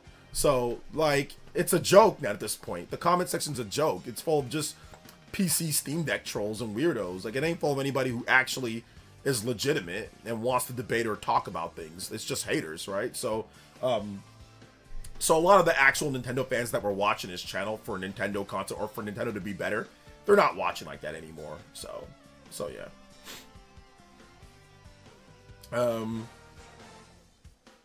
Jose, to be honest, he may not just like you that much, but he's not even willing to take a bag to have a conversation. Yeah, but he won't debate anybody. He won't debate Nintendo Prime. He won't debate anybody at all. So maybe he doesn't like anybody, but no, House King, like I said, I'm very well aware of the psychology of this type of person. He doesn't want to debate because it'll make him look extremely bad. You know, and it'll make him look bad. That's the reason why he doesn't want to debate. It's not because he doesn't, I mean, I'm pretty sure he doesn't like me, sure.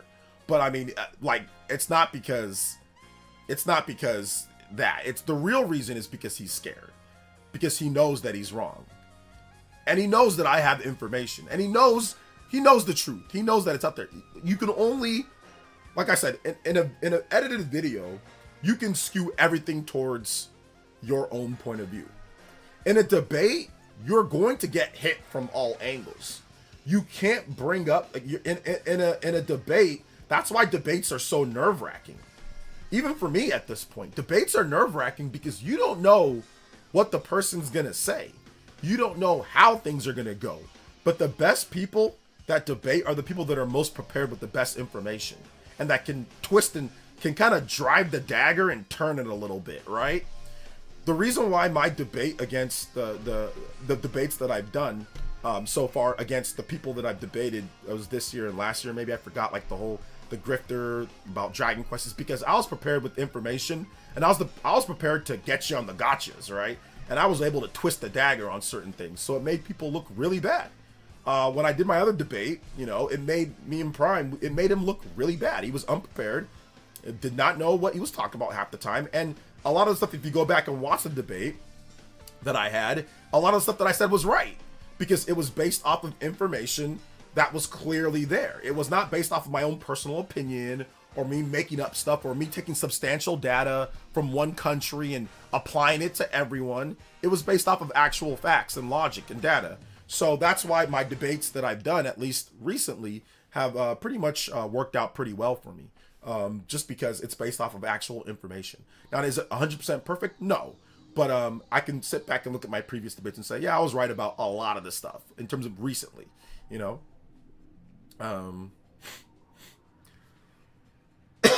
Nothing's wrong with PC gaming. Think for yourself. Question authority. Apparently, PS4 has the highest ratio at 12.111, or Xbox 360 and Switch One at 9.51. Oh, okay, cool. I don't know if he has a Switch 2 or not, guys. I don't care if he has one or not. I don't know.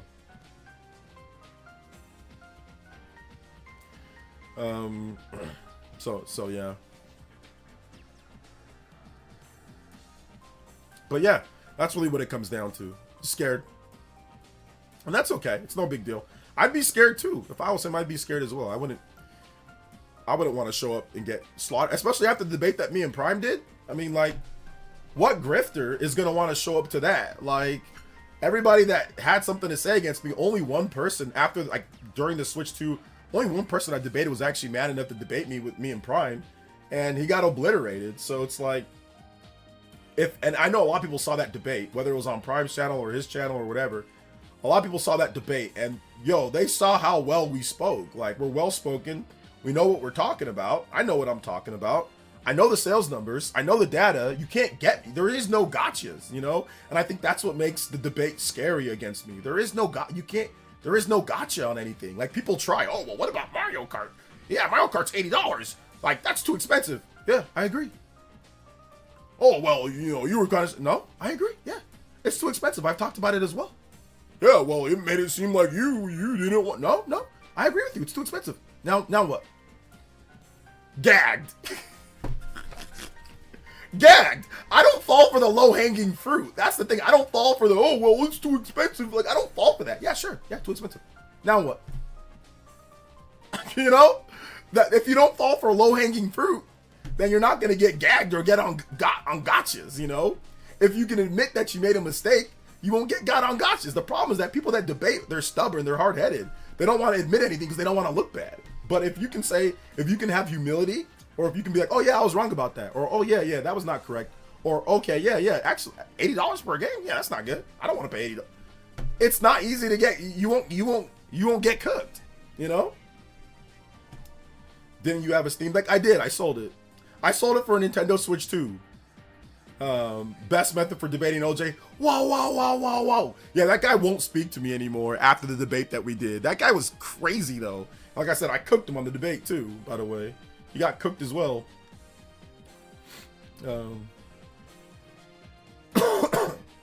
Shout outs to the Satisfied Grip. Let's go.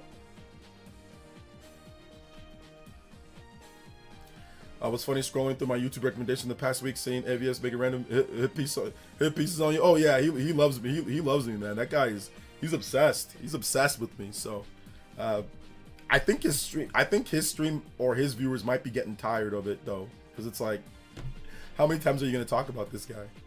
But yeah, I just find it comical now at this point. We're still doing good over here. We're getting new subs. We're getting people supporting the channel, so we're still doing good.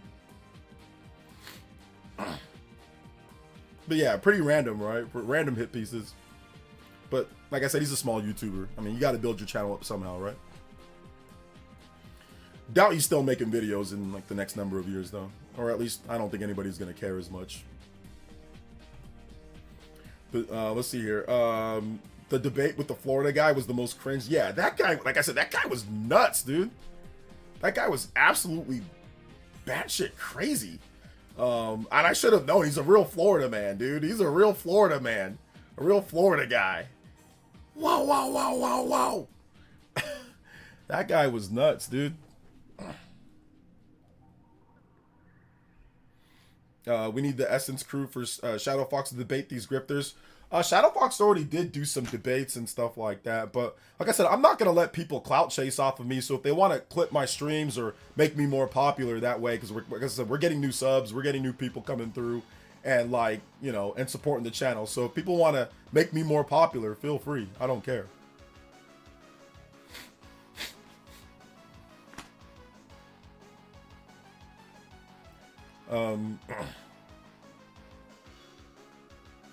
Unless you have the balls to debate, unlike Nintendo. That's true. I mean, got cooked, but that's true. You debated Mr. T back in the day, but you had PE podcasts back then too. Well, yeah, I did debate, but the debate with Mr. T, that was more of like that was like two homies going at it, you know?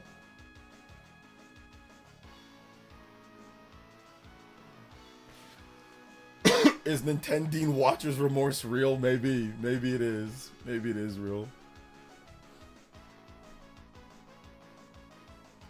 Maybe it is. So yeah. I'm looking forward to the 2026 though, man. I'm gonna make a most anticipated list, so that's gonna be fun. It's gonna be a lot of cool games on that. I can't wait to discuss some of those most anticipated games. I want to make sure. Have I done most anticipated? Most anticipated. How many? I want to see what's actually done well with my most most anticipated. Have I ever got anything that's viewed really well? Most anticipated. Actually, nothing's really done that great. Only the highest view video is 16,000 views back in 2020, but I think I know why. I can make it better. I think I can do it much better to where it do better than what it's at right now. So yeah, I'll do another one. Hopefully it does good. But yeah, my most the highest I've ever got for most anticipated list was 16,000. That's the highest I've ever gotten. But we'll do better this time. We'll do better. I think I need to shorten the title. I do RPGs and Switch games. Like when you start bloating it, it becomes algorithm not friendly. So yeah.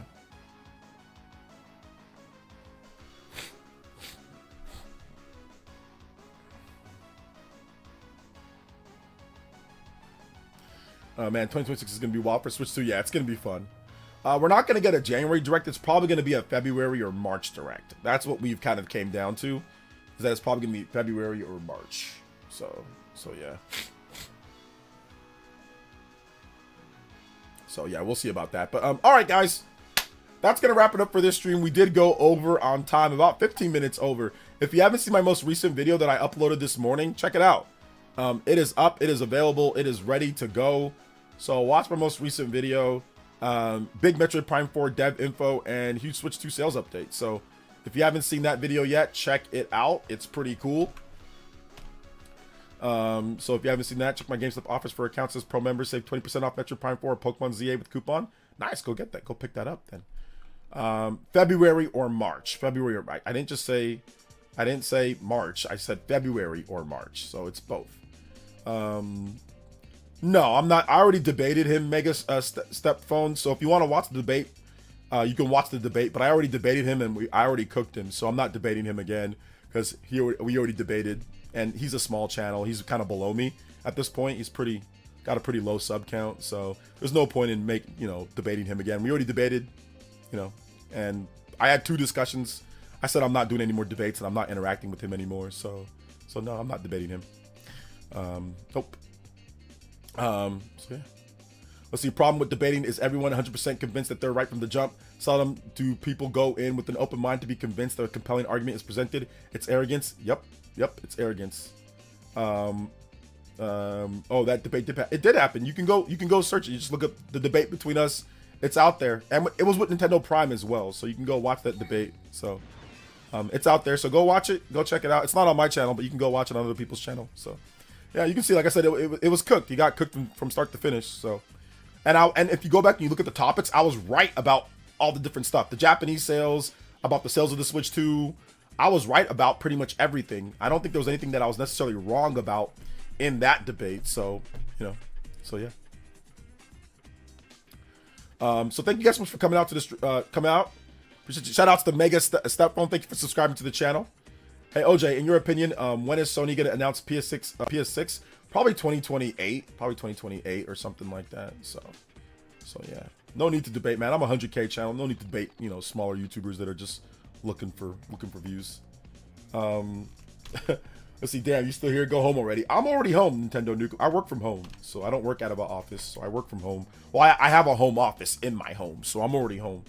But yeah, we're done. We're done for today. Thank you guys so much for coming out to the stream. Watch my most recent video. If you haven't seen my video, watch my most recent video.